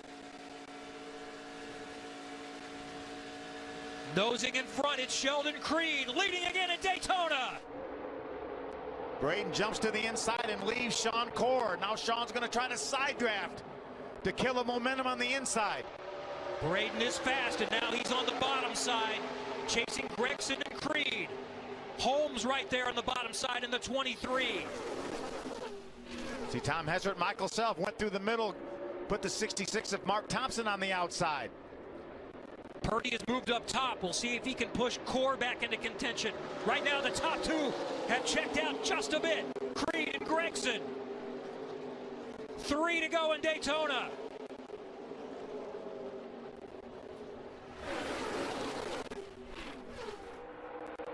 See that outside line trying to get a little momentum. Look at the black and blue car of Hessert with a bit of a run. He's pull up on the back of the 8 of Purdy. Now he's going to go around the outside, put Purdy in the middle.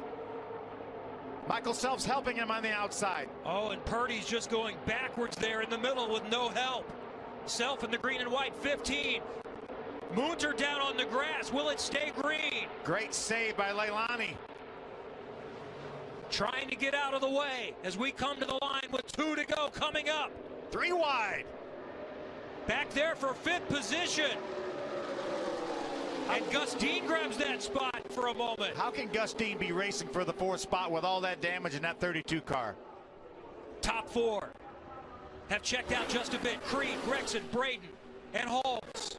Just 2 to go. Dean is in 5th, then Core, Hessert, Herbst, Purdy, and Self, the top 10. Prater, Zane Smith, who dominated early, is back in 12th position. 27 wants to go to the outside, but he has to be careful here. He needs to wait a lap, I think. Don't want to take a shot now. Purdy's pushing Core in the outside. And you don't want to show them your move until you're ready. Coming down for the white, Kevin. Through the tri-oval. Sheldon Creed with Noah Gregson on his bumper. 2.5 miles to go in the season opener at Daytona.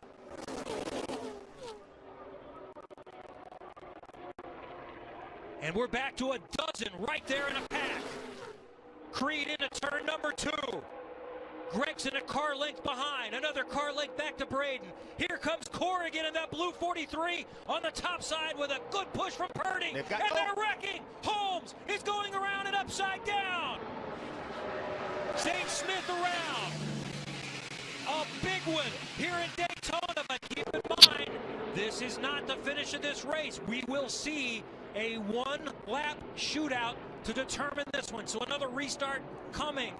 And that's Holmes on his side. Thompson also comes to a stop, and multiple cars involved here on the final lap at Daytona. There's the 32 of Gus Dean. He survived the early contact, a couple of more near misses with contact. His day looks like it will come to a close, and we will have a red flag.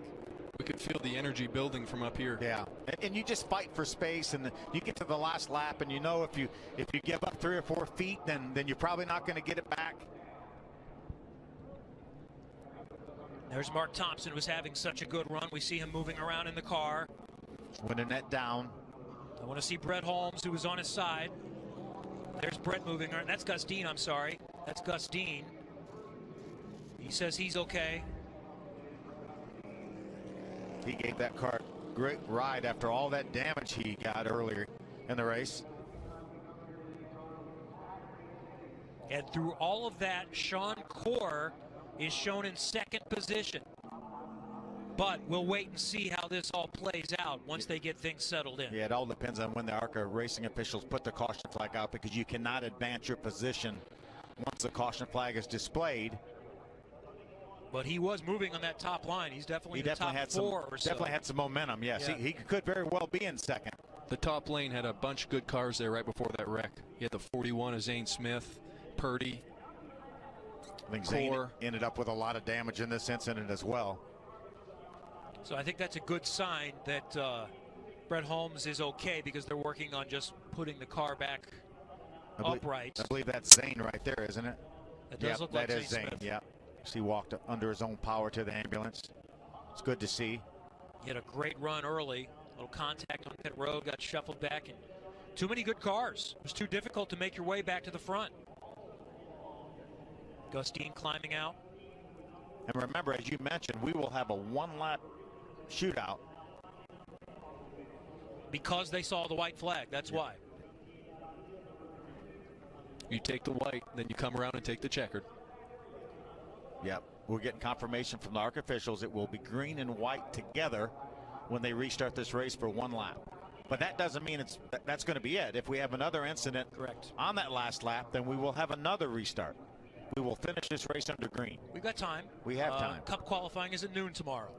So we're clear until then. I mean, we've kept Austin up here the whole time. We That's might as right. well just finish it off. This is good view, though, isn't it? Great view. Not as good as the view he had last year out front. We'll take that one.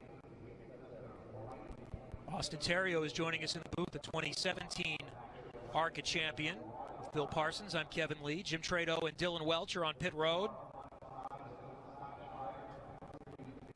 And we had a pretty big win on the white flag lap. Talk about the nerves that Sheldon Creed is feeling right now. He knows he's in first place, but the race is not over yet. He seems like a pretty calm character to me, but that may be just outward appearance. Everyone has to feel it, because I put you in the same category. You appear as calm and as steady as anyone I've ever met. What are you feeling in those circumstances? You still feel it. Yeah. You still feel it. One lap to go. The race is not over. Anything can happen. We can see Brett moving around over the top of the hood. Yes, it is.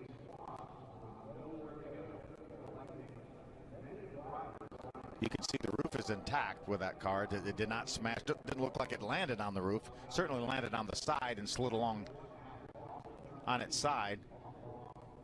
We'll have to see a replay of that.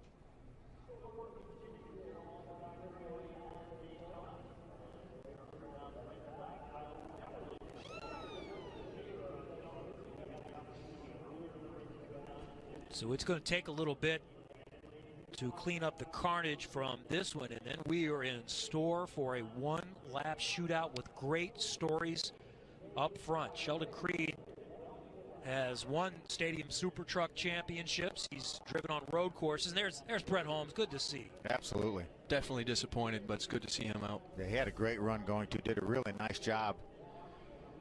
Looking for a fresh start to the 2018 season, and he was within a half a lap having a great finish. Now, if our monitors are correct, Chase Purdy's running 5th, and just a lap before that, he was in the middle lane headed backwards, so good recovery for him.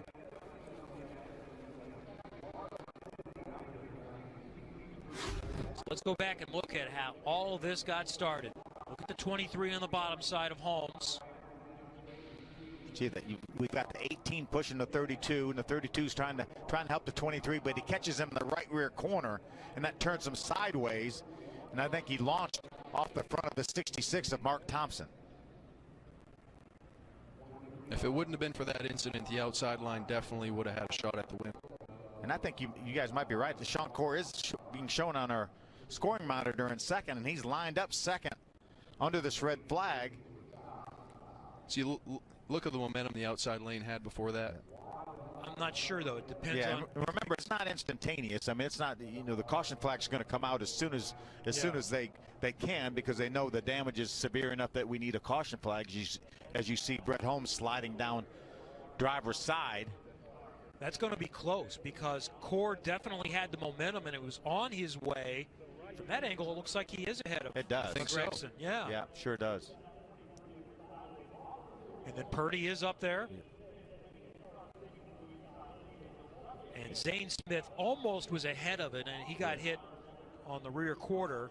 Yeah, Dave Mader III made hard contact with Zane Smith. Dave Mader was doing a nice job. We haven't talked a whole lot about him. He's a former winner here in the series back in, what, 91? Correct. He won a race at Michigan. He was a Snowball Derby winner in 1978. On board with Gustine. He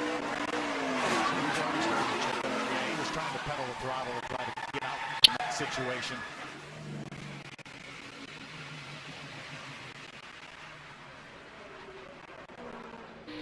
Riley Hurt just had a few close calls tonight.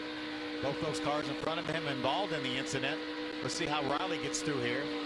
Looks like he takes a wild ride through the grass. He dodged two of them. Didn't spend too much time on the grass, though. Did a great job. This is going to be a great view right here. Look at everybody going down to the grass. That's Thomas Prater, that yellow and black car that went through the grass a little bit, and then we saw Riley Herbst go through the grass. Prater came out of that, scored in the 6th position. Yeah, you see Riley Herbst is pushing the 32. Really, Gustine, we heard him trying to get out of the throttle, but he's being pushed from behind. Just made contact with the wrong spot on that 32. And look how far underneath the 32, the 23 that Gustine goes. Michael Self going through there. There's Tom Hessert, the 55, going through there. Here's the contact from Dave Mader. Big impact. He was fastest in practice here on Thursday. Yeah. He was really enjoying his weekend. I'm not sure there was a happier person in the garage here than Dave Mader.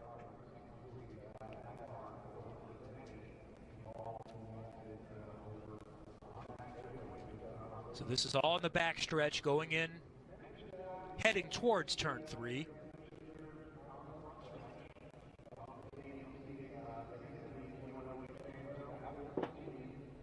Look at the visual of those sparks. It's amazing pictures. And there's the aftermath of the 23 from Brett Holmes. So Holmes, Dean, Smith, Mader, and Thompson among those involved. We have a green-white finish coming up. One lap to determine the opener at Daytona. Stay with us on FS1.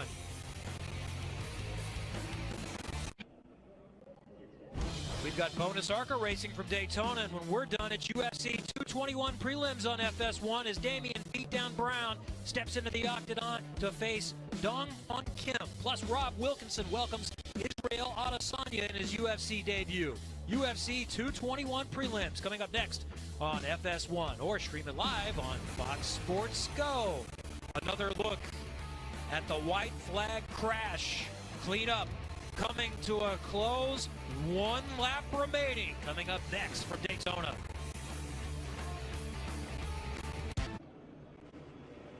Thanks, Karen. We are under the red flag for the Lucas Oil 200 driven by General Tire in the Arca season opener at Daytona. Sheldon Creed is the leader, and Phil, since he's not as busy right now, see if you could check in with him. Yeah, let's see what's on his mind. Hey, Sheldon Creed. Phil Parsons up in the Fox Sports 1 booth. You got a copy? Sheldon, you've done a great job with that United Rentals Toyota. What are you thinking here now, knowing you're going to have a one-lap shootout? What's your plan? Yeah, I mean, we've had good restarts all night. Noah Gregson, the 54th, is really good, pushing us at 27.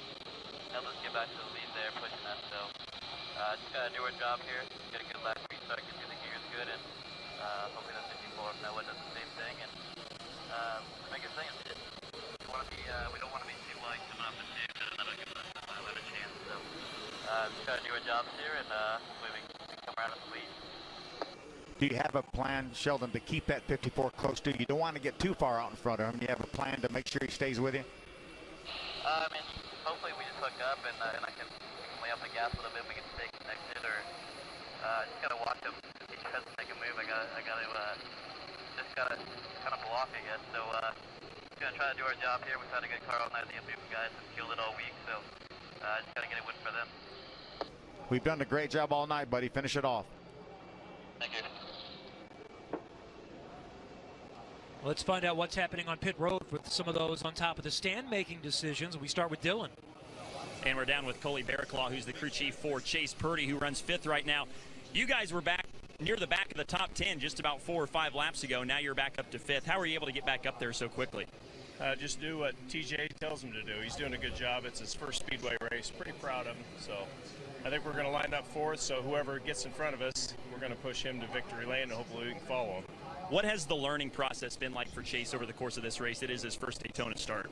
He's learned that riding the bottom is a lot easier. It's a lot more work to ride outside, and he learned that. He's been out there, but he's done a good job. He's kept it clean. He's helped everybody around him, so that's what he's here for, get respect, and that way they'll work with him better next time. One lap, can you go from 5th or 4th to the win? Anything can happen in this race, so whoever's in front of us, we're gonna help push him out there, and if we go with him, if we can get by him. But we're running out of time. We just want a nice, I'm happy with the finish we got right now, if it ended right now. For the long term, for Chase, good learning curve. He'll be all ready for Talladega. Chase Purdy restarting 5th. That's the thoughts of the man calling the shots for him, Coley Barraclaw. Let's go to Jim Trado. Starting just ahead of him on this restart when we go back green, Dylan, is the driver, the number 54 of Noah Gregson. His crew chief for DGR Crosley Racing is Chris Lawson. And Chris, I know your spotter's been way engaged. Jason Hedlesky's been through a lot with Matt Kenseth. And Carl Edwards for years behind the wheel. Now he's got Noah, and you've got a new car, a new team, and this driver's been able to put that car just about anywhere. What's your strategy now as we're nearing this one lap to run? Well, even as good as Jason is, we actually got Tony Hirschman up there, and he's doing an amazing job. So I want to give a lot of credit to him. And really, it's between him and Noah is what has put us in the spot we're in. So just going to hope that 8 pushes us, man. That's what it's down to now. Now, you guys made a deal earlier with Sheldon Creed saying, okay, we're going to play nice with the 28. We're going to make sure we get a distance, get a gap. Any other strategies playing out with Sheldon Creed will start just ahead of you? I mean, I think it's every man for himself now. I mean, we're 1 lap away, and I think you just got to go. That's the crew chief, Chris Lawson, for the number 54 of Noah Gregson. Noah's only got 1 prior Arca Racing Series start here at Daytona. He said, I need more drafting experience. And this team went, since they got here, building this car a month ago without coming to the test in January.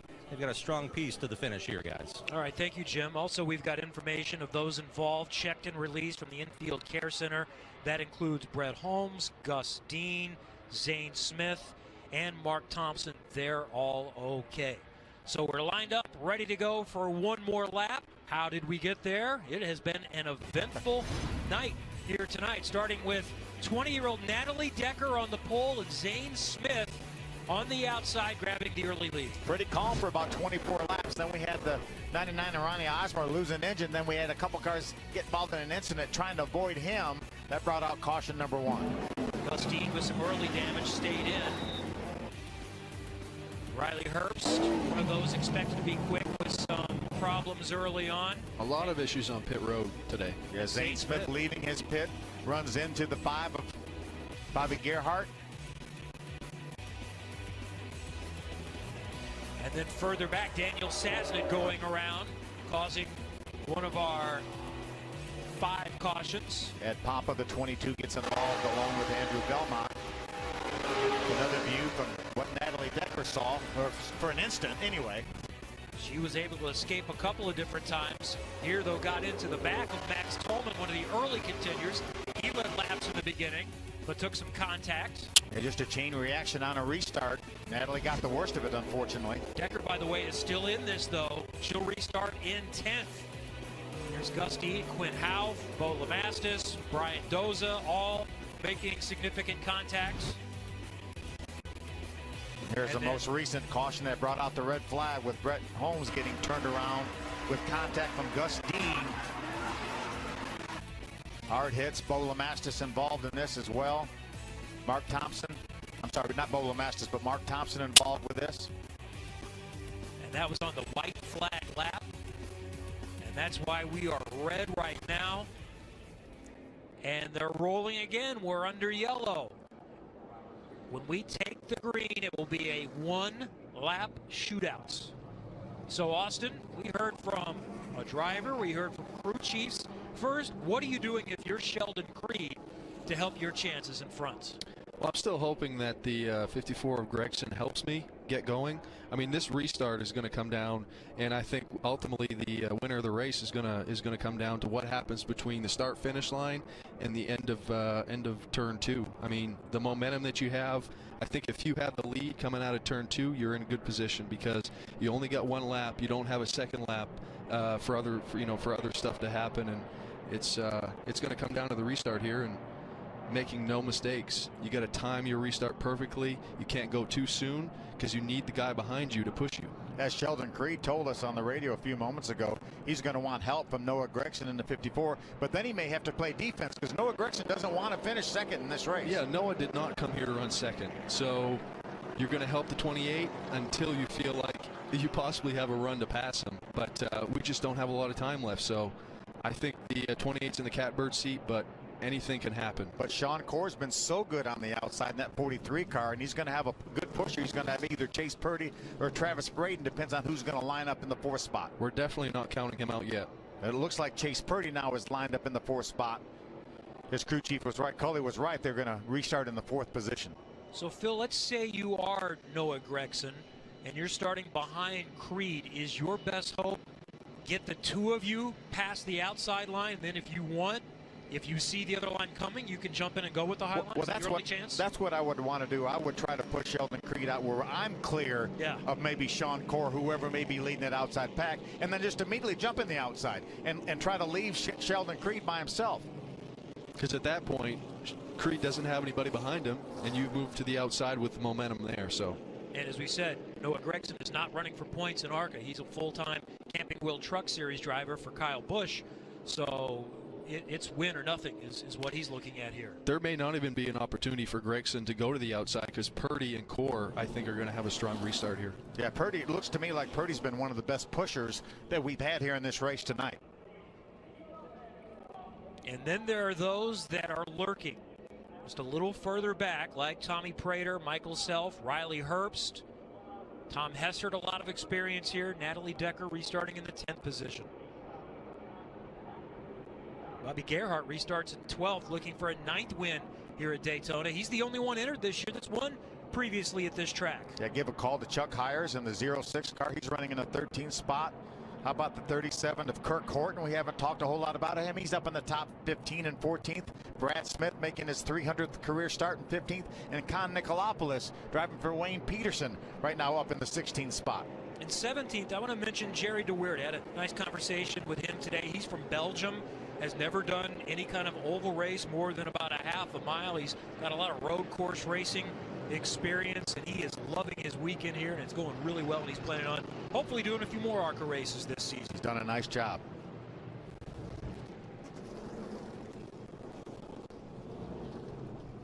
Michael Self and Riley Herbst, 2 cars that had issues at the beginning of the race, running in the top 10.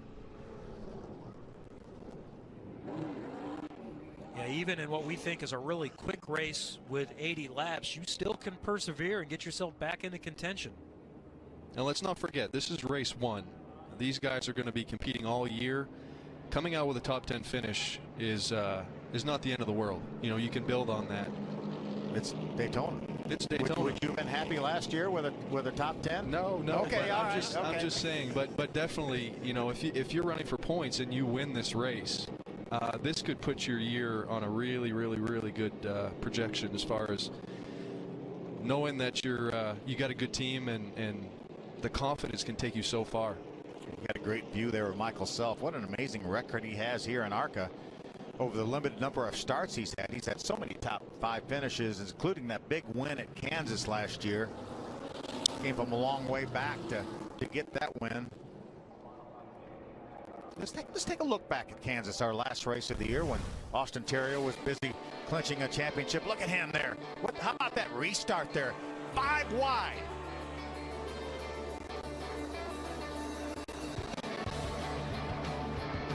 Emerges with the lead off of turn number 2 and goes on to victory. That was a huge win for him. Well, he had been so close a couple of other times. Similar, I think, to Sheldon Creed, too. We had some great restarts. The one that Christopher Bell had last year, was that at Chicagoland? Sure was, so. Yeah. So ironically, that's the same car that Sheldon Creed's driving, the 28 car. Anyway, same team, MDM Motorsports. So what's in store for us here? They had a little mix-up in timing and scoring. Maybe you noticed that on the left side of your screen. Sheldon Creed is the leader. Sean Core is second. Then it's Noah Gregson, Chase Purdy, Travis Braden, Tommy Prater. Those are the front 3 rows. Self and Herbst, the 4th row. Hessert and Decker, the 5th row. And Willie Mullins right now running in 11th position. It's another guy that has a top 10 finish here at Daytona on his resume. Finished 8th last year at Daytona. Willie Mullins did. Running for Hickson Motorsports. So now you drift through the cloud in the speedy dry. We'll let some of that dissipate a little bit, and the cleanup is pretty close to done. They'll drag it down the main stretch you see there. Don't forget, right after we're done, UFC pre-fight is coming up here on FS1, and it's actually on right now if you're looking for it on FS2. Also look into the FS Go app as well. Noah Gregson is rolling down pit road. Got to be an out of gas situation. Jim, what do you know?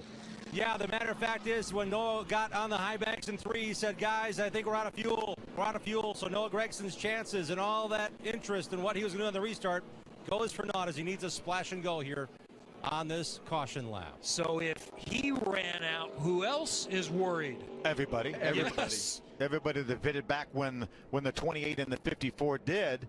There are a lot of crew chiefs right now sweating on pit road. And if I'm these guys, when they get down to turn number 3, I'm going to drive along the flat of the racetrack as much as I can. There's some safety equipment over in turn 4 on the flat, but I'm going to stay on the flat, stay away from that bank where that fuel will run away from the pickup. The pickup is over in the right rear corner of these fuel cells, so you want to stay on the flat as much as you can. We're not ready to go green this time by. There's still a safety truck. Exit of turn 4 and a couple down on the apron in turn number 4. So what does Sheldon Creed have? We see these guys so many times shut the engine off to try to save fuel. I'd be afraid the engine wouldn't refire. You have to be careful with these engines because they're fuel injected. They need the fuel. It doesn't act like a carbureted engine, and it's more difficult to restart. I've had them not restart on me a couple times, and I think it actually happened to me here where you have to cycle the engine and stuff. But these drivers are possibly in situations they never dealt with before. Let's see if we're going to give them 1 to go this time. No indication yet from the flag man. Not this time. So that's another year off the life of every crew chief. A lot of puckering on pit road. So Sean Corr in position to start on the top side. Let's find out more about the 28, Jim.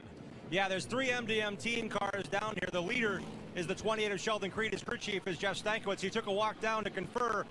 How worried are you on fuel with the 28, Jeff? Well, now I'm starting to get worried. I have a feeling with all the speedy dry they put down, we're probably going to have another 2 laps of caution. He's saving everything he can right now, but we're still committed at this point. It is what it is. So there's nothing we can do about it now, and hopefully it all works out. We'll have our teammates starting behind us on the inside, so as long as we all have the fuel to do it, I'm pretty excited about that. Again, their last pit stop and only pit stop for fuel came back on lap 23.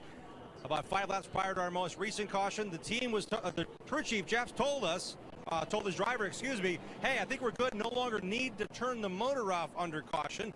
Now that changed the scenario with this longer extension here. And as he mentioned, 2 more laps of caution could mean more than just the 28 is worried about fuel.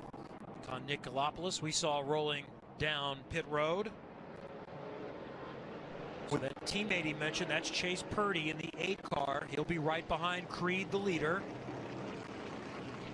One of the only downsides for leading at Daytona is that you burn more fuel. And so if you look at Creed right now, that's why they're sweating, because they're up front. You don't have the draft to depend on, so you always burn more fuel. Yeah, these engines will get about 6 miles of the gallon. And again, that's just running green flags through and through. These caution laps certainly have helped. There's no way that they would have been able to make it this far without caution laps. We did speculate earlier that maybe a car lost a right front tire when he made contact with Michael Self. That was not the case. That right front tire was up on that car. Furled flag. Here 1 lap to go before we restart. Reed side drafting the pace car a little bit. And eventually Sean Corr will line up next to him. What a story that would be for Sean Corr. He's had some experience in the Camping World Truck Series, did a few races there, a lot of Arca races, never better than 5th, and that was here at Daytona. Sheldon Creed is one of those drivers one of many in this lineup that we think have a chance to be superstars on the brink of winning his first big stock car race. Chase Purdy, an up-and-comer, Travis Braden, very talented, on and on and on. Don't forget, UFC 221 prelims are right now on FS2, and after we're done, here on FS1. And when we go green, we will have 1 lap to go. Arca finishes on green, so we could have multiple opportunities. How about Thomas Prater now running in the 5th spot? His best career finish is 7th. He's been in the top 10 at points the last 5 years. I'd love to see him able to finish this off and get him a good finish. Looks like somebody's overheating there. Is that Natalie? Looks like it. She is in 9th position right now. That wouldn't be that big a deal other than the fact, remember, these engines will retard the timing and they will lose some horsepower when it gets above 240 degrees of water temperature. So you want to be on the lookout if you're right behind her as well. So, set to go for a 1-lap shootout to determine the biggest race of the Arca Racing Series schedule.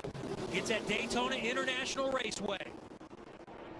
Sheldon Creed, the young superstar, on the bottom side in the white number 28 United Rentals, MDM Motorsports Toyota. The 43 on the top side is 33-year-old Sean Corr in the Empire Racing Ford, and a half dozen others still have a chance to get it done. Pace car is off. Creed controls the restart. He's got his teammate Chase Purdy pushing him on the bottom.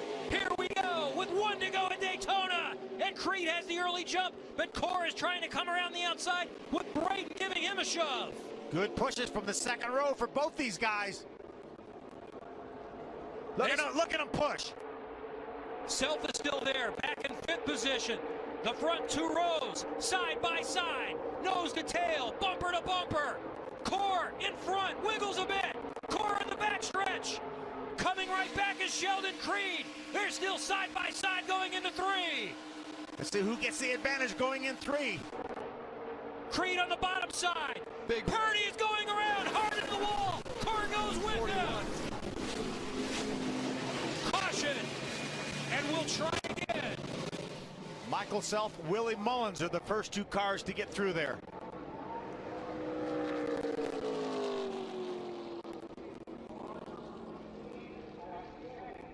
Riley Herbst also involved. A lot of cars involved in that incident.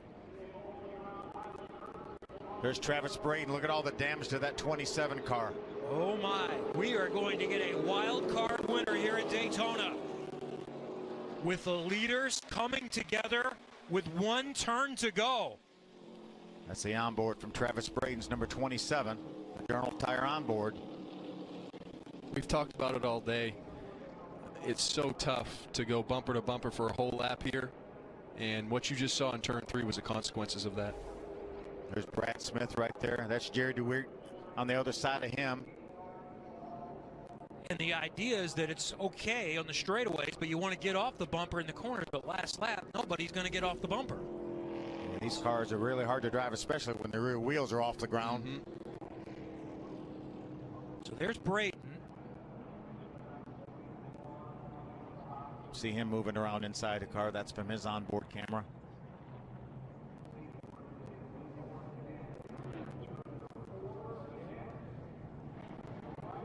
Chase Purdy right there doing such a nice job in this race.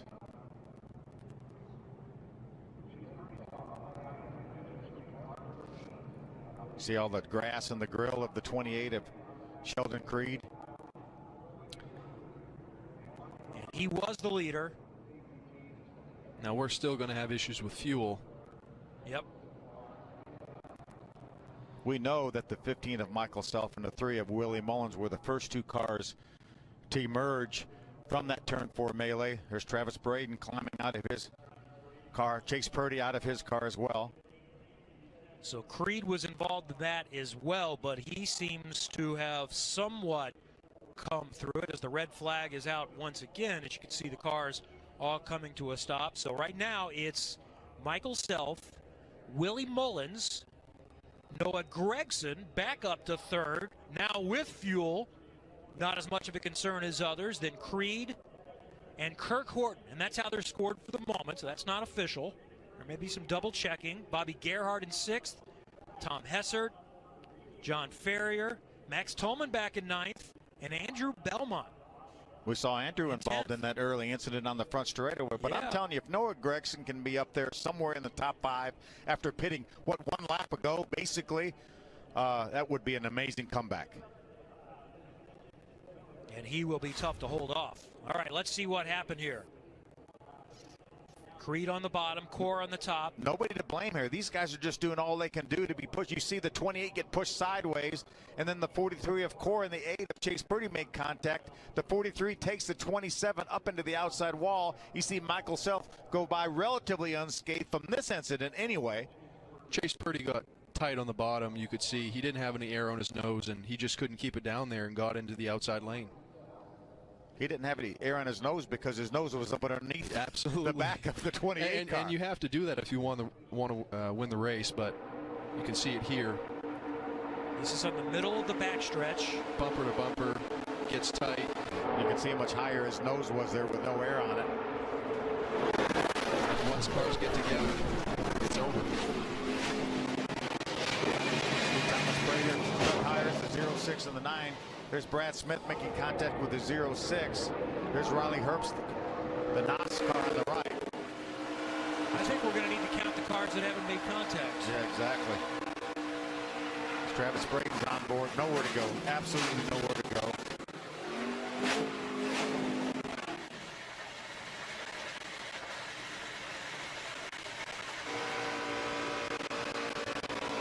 On board with Natalie Decker. She gets a good job. I'm sure Eddie DeHaan, her spotter's talking her through this. She gets through on the bottom. Now looks like the track's blocked in front of her. Brad Smith's going to go down there, pass her, and hit somebody. She still did a good job getting through. What there. an amazing job she did getting through that. It's like maybe at the very instant she might have got hit from behind. So this is Riley Herbst on board with his. He's had one of many that's had an eventful night. Just about everyone has. He was going to be okay till Brad Smith ran into the 06.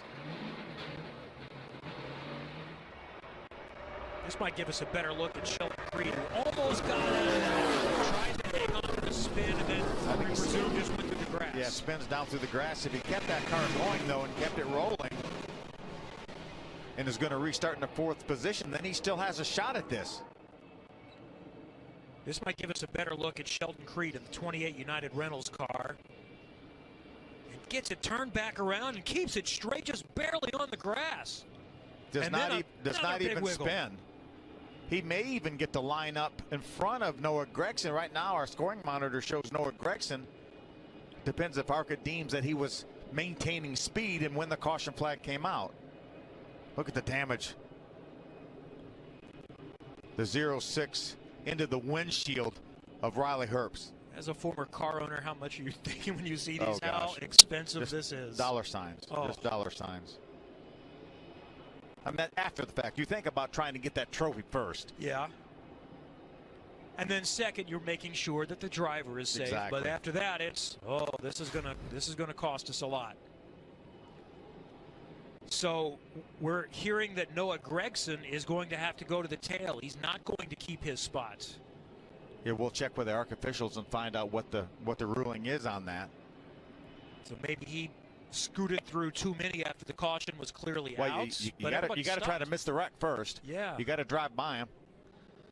Oh, it's something totally different. He was laying back on the restarts. Yeah, and on the restart before the incident, and he was going to have a drive-through penalty. We're hearing from the ARC officials, even had this incident not happened. So, so they're going to put him back now. They're going to take that spot away from him, put him to the back of the lead lap cars, I would guess. So let's take one more look here with Riley Herbst on another big one, on another potential white flag lap. So we'll try again for the 3rd time from Daytona coming up.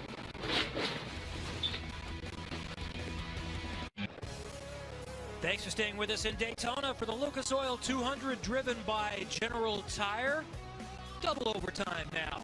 Another white flag restart is coming up. Don't forget, after we're done, it's the UFC 221 prelims, and that's already airing. The UFC 221 pre-fight is on FS2 and FS Go right now, and we'll join in when we're done after this red flag is lifted and we complete one lap here in the season opener for the Arca Racing Series presented by Menards. Michael Self under this red flag is the leader, and Willie Mullins is in 2nd position down at pit road in Dillon Welch. And we're down here with his car owner and crew chief, Andy Belmont. You guys have kind of been quietly riding all day, and now by process of elimination, find yourself in 2nd with 1 lap to go. Just how you drew it up, right? Well, we kind of planned a little bit of this. You know, we got a real tall gear in that thing for fuel mileage, and doesn't quite get going on the original start, so we needed a little bit of help. But we was back there been trying to take care of it. I knew, you know, I've been coming here a long time. We just kind of knew what cars we didn't think were going to be around at the end. And, you know, we're blessed to be here. You know, it's Daytona. It's the Holy Grail, man. So bring the best car you can. You know, we were like 2nd in practice when we come down here and test. And I knew we had a good horse, but we just, you know, everything's got to fall your way. I mean, we're just proud that we're in this position and doing the best we can, but it ain't over yet. I'm not sure they're done wrecking. What do you need from the cars behind you just to get into the front? Well, the car starting behind us got same gear in a tranny and the same gear in the rear end. So I just told him, make sure he starts in second gear and pushes us and don't jack the wheels off the ground. If he does that, I'm not sure how bad the 15's wounded there. He got turned there a little bit.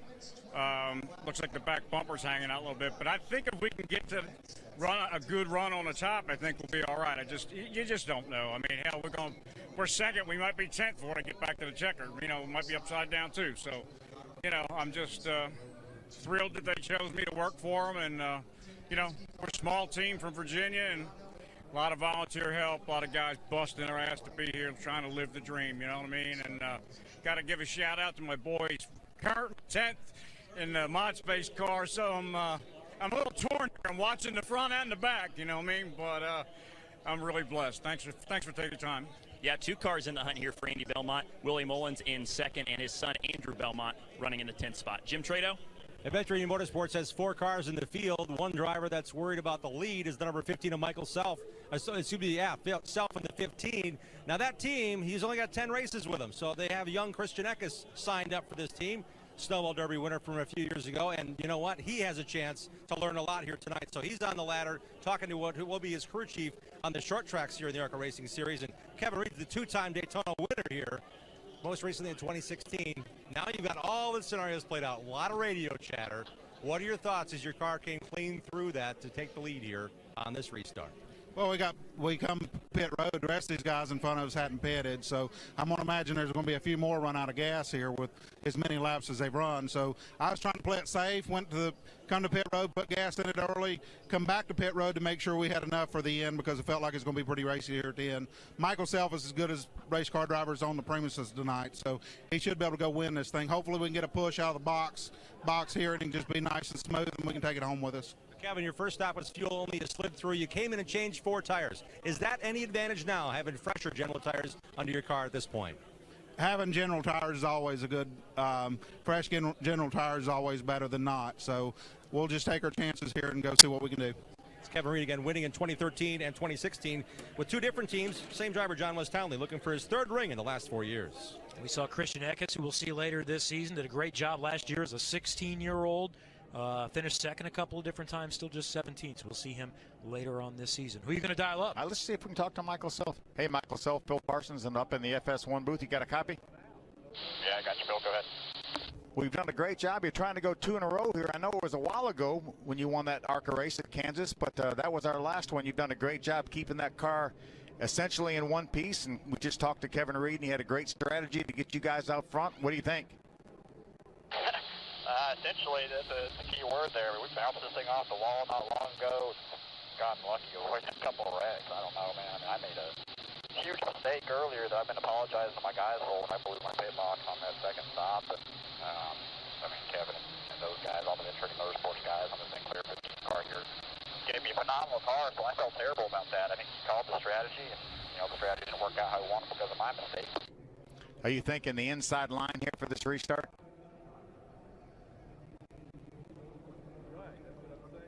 Michael, you thinking the inside line here for the restart? We must have lost. I think that's proprietary information. He's not going to tell you. Yeah. Well, he does have the prime position to go here, and Willie Mullins will be on his outside. As Phil mentioned, Self won the last race of last season, looking to go 2 in a row. Willie Mullins has not won before.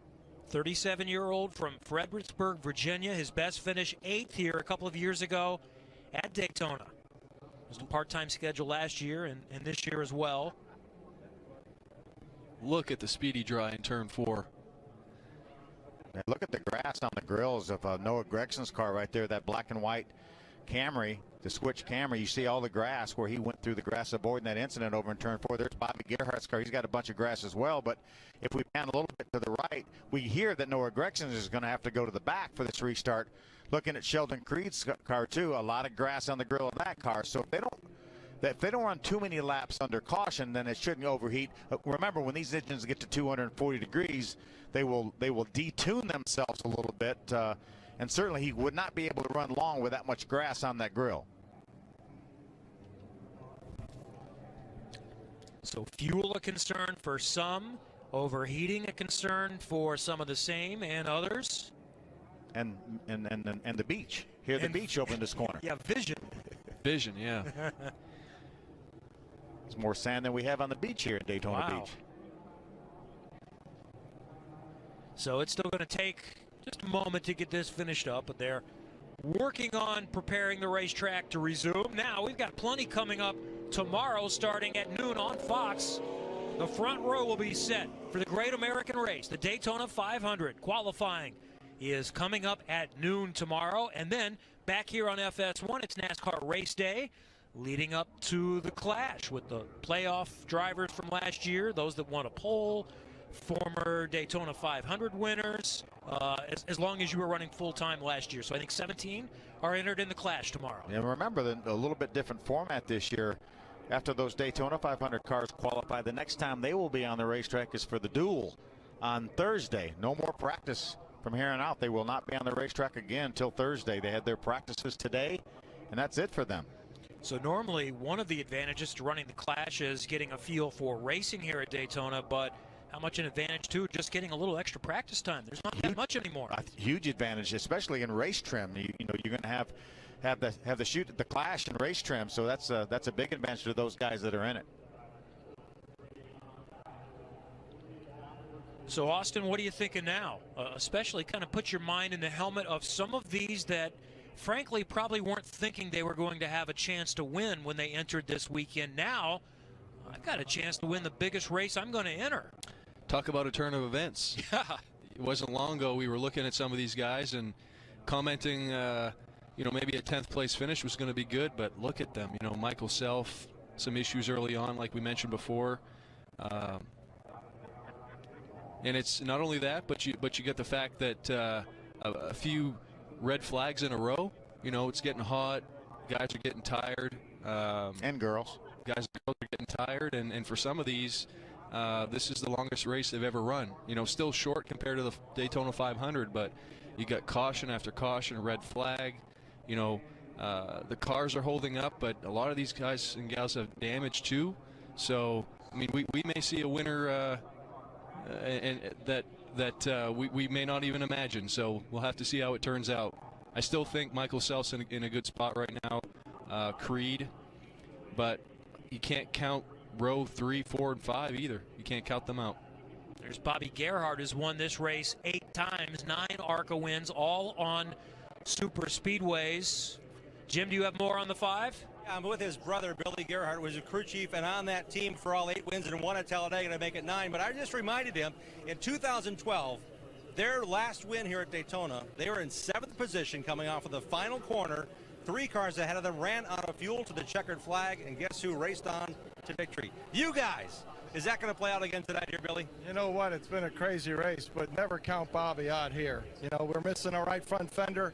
He had a missing accident down there, locked the tires up, and then the right front blew going down the backstretch. But he says car's pretty good behind some folks, so we're not going to count him out here, and we have plenty of gas to make it to the end. Now, when it comes to these bodies, you guys were able to build cars that you were able to use multiple years and keep them in the corner just for Daytona, just for Talladega.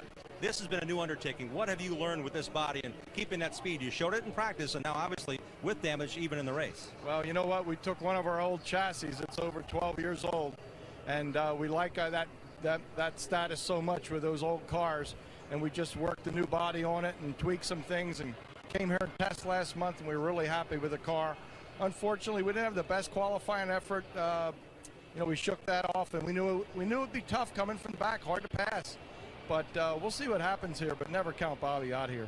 The Gerhardt boys collectively have never given up to the checkered flag falls. That's Billy Gerhardt, his brother Bobby. Might have a shot here. He's won it before in dramatic fashion, most recently in 2012. And only 2 other drivers have more super speedway wins in Arca than Bobby Gerhardt. Tim Steele with 24, Frank Kimmel, who's here as a crew chief for Leilani Munter for the first time. He has 23, and 9 for Bobby Gerhardt, and maybe 10 here today as we see Leilani Munter's onboard camera. Now, meanwhile, we heard from Andy Belmont a moment ago. He's crew chiefing the 3 car. He's a really good race car driver in his own right. Started almost 200 Arca races, finished 3rd in points back in 2001. As he said, and you can speak to this because your son races. How challenging is that? He's calling one race and he's watching his son there in the number 2 car, Andrew Belmont, making his Arca debut in his first time at Daytona. I'm sorry, his first time at Daytona. He did do a few Arca races a few years ago. Yeah, he's one of the 16 drivers making their first start here. Really has done a nice job. Remember, he got caught up a little bit in that incident earlier when Daniel Sasnick got into the outside wall on the front straightaway, but he soldiered on here and right now slides up into the top 10. So he's got a great shot at a good finish here. So really proud of him.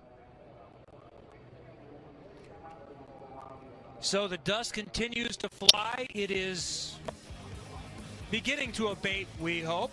Got the Air Titans clearing things up, and we'll go back to one lap in a moment.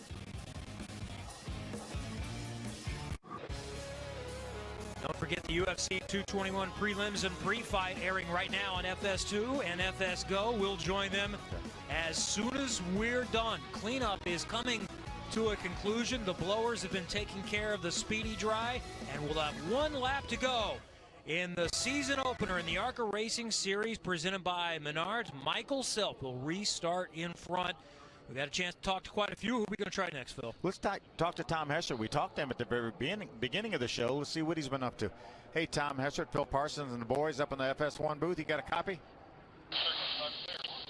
Well, Tom, we talked to you about 3 or 4 hours ago before this race started, and you obviously had a good car. You've worked your way back up into contention. What do you think for the end of this thing?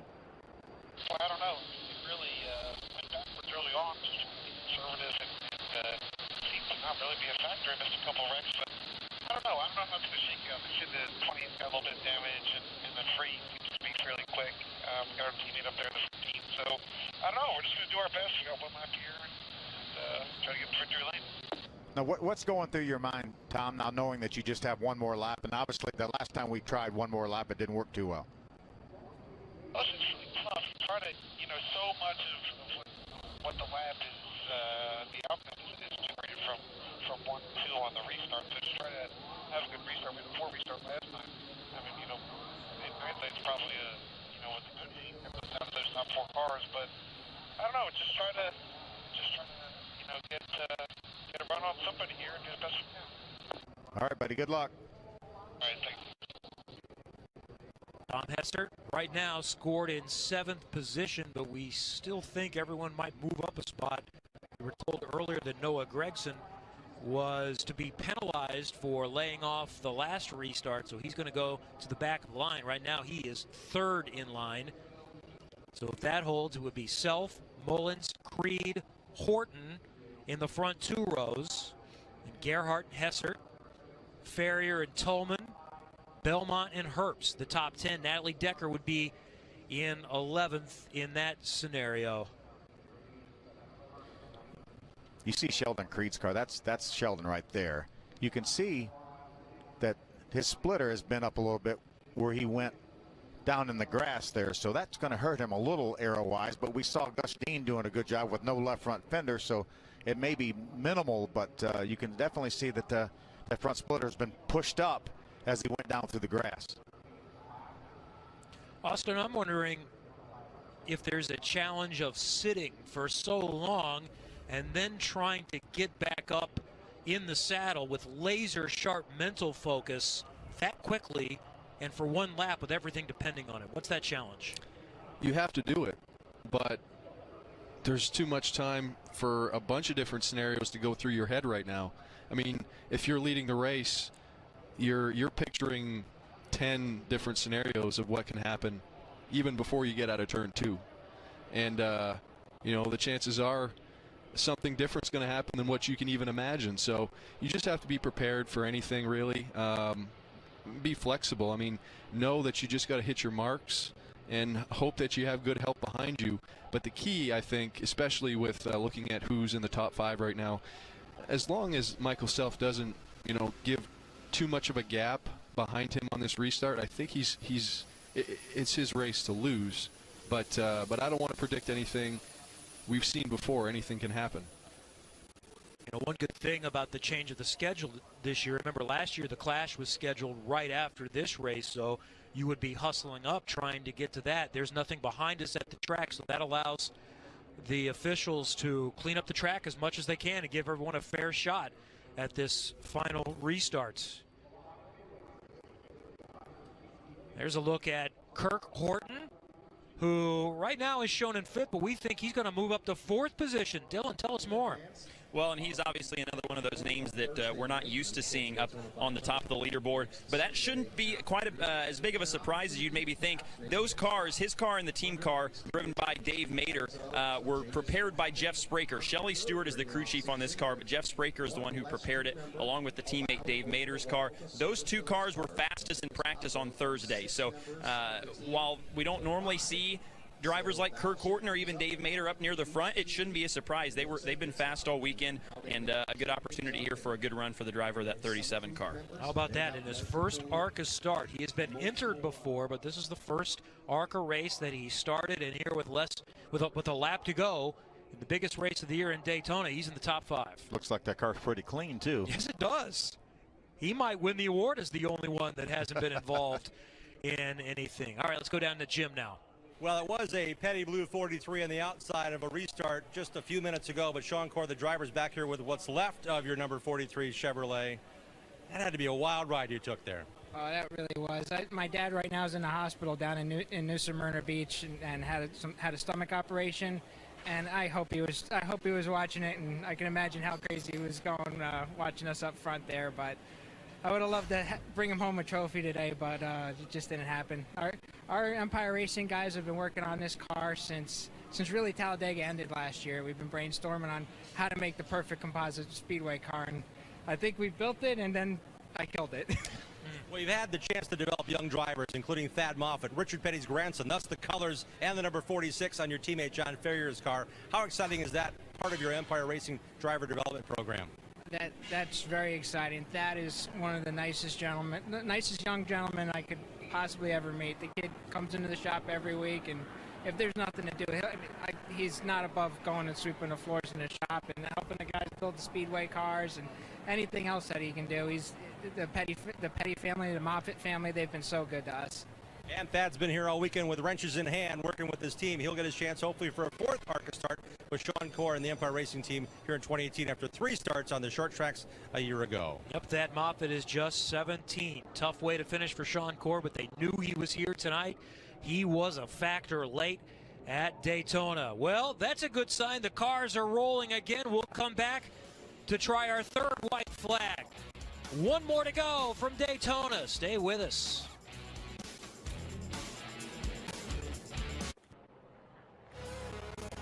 If you're searching for the UFC 221 prelims, you can find them right now on FS2 and FS Go, and we'll join when we're done here coming up on FS1. So right now, FS Go, FS2 is where you find UFC 221, the pre-fight show. We are rolling again under yellow. When we go back to green, there will be 1 lap remaining. We'll try it for the second time in the ARCA Racing Series presented by Menards, but drama for the 28th Sheldon Creed, Jim. Creed just radio, guys, I think I have a flat. He wiggled those tires. He said, for sure, 1 tire is down. I need to come to pit road. The right front deflated under that red flag. Again, the team was worried about A, going through debris, and B, the tire wear on all these laps under this oil dry situation. Track doing the best they can, but the race leader at the time of our most recent caution, Sheldon Creed, in for 4 fresh General tires after the right front went down on this team. And their hopes of winning have been dashed as well. A little bit of fuel, though. We were getting a little bit worried about whether they had enough fuel or not. We saw them dump some fuel in it, so he should be good to go now.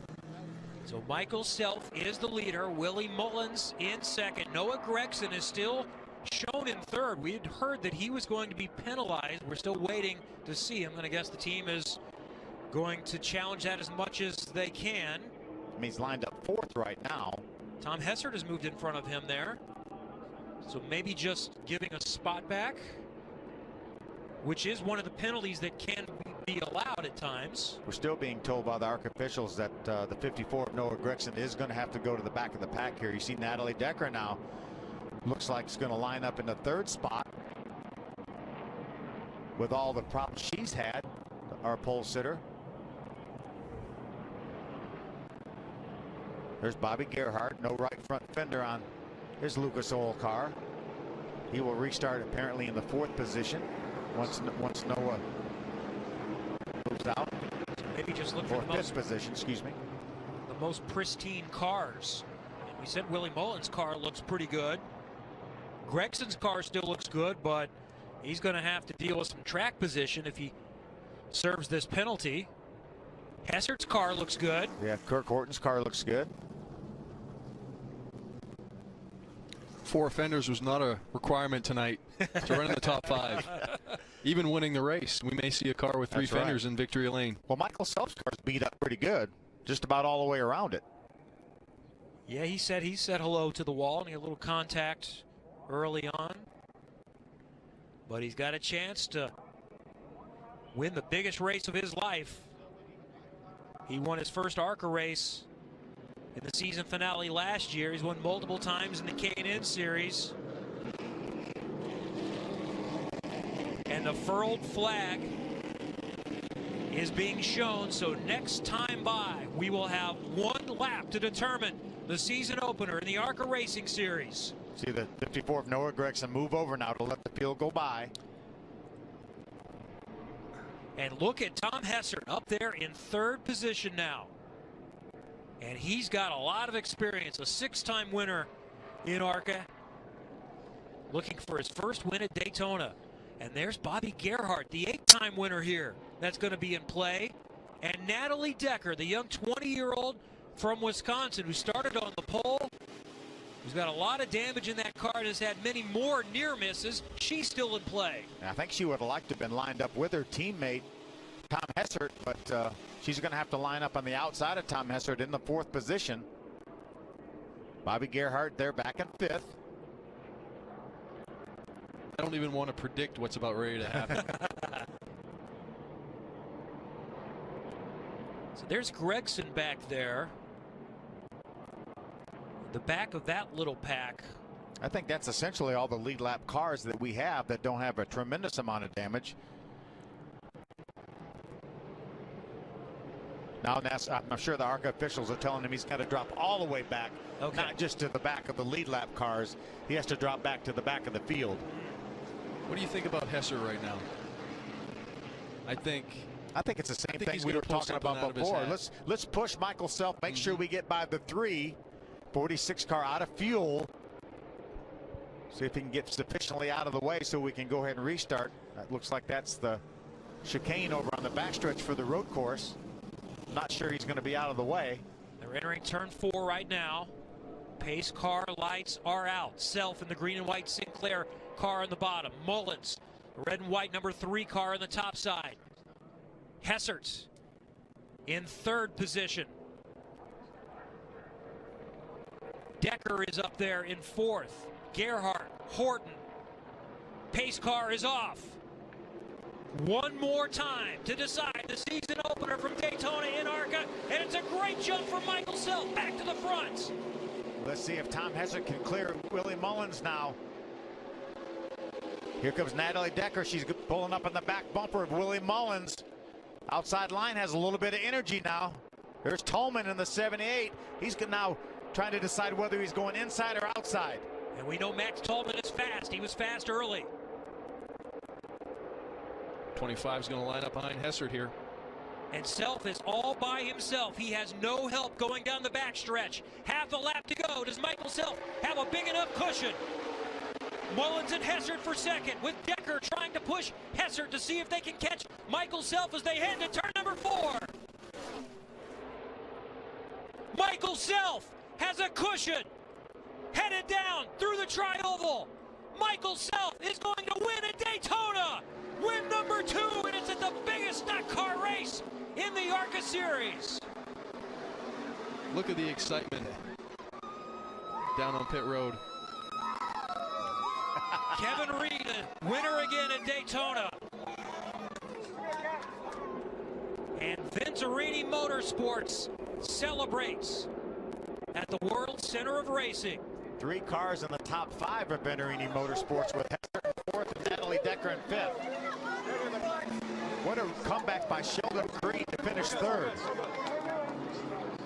Noah Gregson recovers to finish 7th. Jim, take it away. Kevin Reed we know the emotion flows when he's got a chance to win, but you were on pins and needles for it seemed like forever. How much of a relief is this, knowing the emotion shows on the outside when you win races? Man, we've won a bunch of them over the years, but every time they're sweeter and sweeter. At the end of the day, you just never know when you'll win another one. But this is 3 times down here, and there's nothing better than winning at Daytona International Speedway. When it comes to this win, though, there had to be a lot of teamwork. You and Billy Venturini spent a lot of time getting these cars about right, and you damn near finished 1, 2, 3. Well, we went to Talladega. I showed up. We went to Talladega to test, and they built a car there. And we got there, and we were 2.5 seconds off. He come home, and he said, I don't care what you got to do to fix it. I want you to fix it. Jack Irving gave us wind tunnel time from Toyota. Everybody's been behind it. Bill and Kathy have been supporting us with everything we need, and we're going to do a lot of this year. Now a 3-time Daytona Arca race winner as a crew chief, Kevin Reed. So many good stories. Michael Self winning. How about Willie Mullins with his best finish in second? Creed recovers to finish third. Tom Hessert fourth, and Natalie Decker now shown in fourth position. They're flirting with that, so we're going to have to wait for that for an official finish for the top 5. But we know Michael Self won, and here is how he got it done with the restart. What a great restart. Willie Mullins was not able to keep pace. Really, Michael Self just pulled away from Tom Hessert. Then Willie Mullins had a little help from behind, and that got him beside Tom Hessert, and that slowed their momentum, and that gave Michael Self enough of a cushion that he was able to drive all the way around by himself. Too many cars with damage to make up that gap. And even the second row didn't have any kind of a push there. Hessert and Mullins were on their own. Decker got back in to help just a little bit. Yeah, she was trying to help her teammate right here, Tom Hessert. That's her in the white and red car. Willie Mullins did an outstanding job. You talked about him finishing in the top 10 last year. He stays right there with Tom Hessert. Has a little bit of help from Sheldon Creed to get by Tom Hessert. He's going to end up with a second place finish, and Sheldon Creed recovered from a late pit stop to come to home third. What a story. Michael Self wins with his partner Sinclair Oil, Willie Mullins, Sheldon Creed, Tom Hessert, Natalie Decker, the top 5. Max Tolman recovers to finish 6th, and Jim is in victory lane. And the hugs continue here. Venturini Motorsports won here in 2013 for the first time, and Billy Venturini here in the gray shirt oversees the day-to-day operations. Michael Self in disbelief here in victory lane with his Sinclair Toyota. He said, I want to win races, and I want to do it with Venturini. Last year he won with MDM Motorsports and raced with Mason Mitchell Motorsports. He also won races in the NASCAR West Series, but this, no doubt, has to be one of the biggest victories for Utah's Michael Self as he climbs from the car in Gatorade victory lane at Daytona. What a way to start the season. Here he is, Michael Self, the winner at Daytona. It seemed like an eternity during that red flag, but look at that emotion. Michael, how did you do it? What? How'd you do it? Survived, man. Just survived. Got lucky, made it through a couple wrecks. Just took this number 15 Sinclair Oil Toyota. Just overcame a lot. This thing is rough. This thing has been beat up. But Kevin, Billy, these guys, Mike Herman Jr., just guided me, man. They just told me every single thing that I needed to do. I mean, they drove this car from the outside. I made mistakes. They helped me overcome them, and now we're here. Thanks to everyone. Big Bill Venturini. We got to say thank you, Michael. Here comes the kiss from Papa Bill. Congratulations, Michael Self, a winner here at Daytona to start the season. What a story, a great show tonight. Michael Self wins. Thanks so much for joining us. Looking forward to a great 2018. For Austin Terrio, Phil Parsons, Dylan Welch, and Jim Trado, I'm Kevin Lee. Coming up next, the UFC 221 pre-fight show. Good night from Daytona.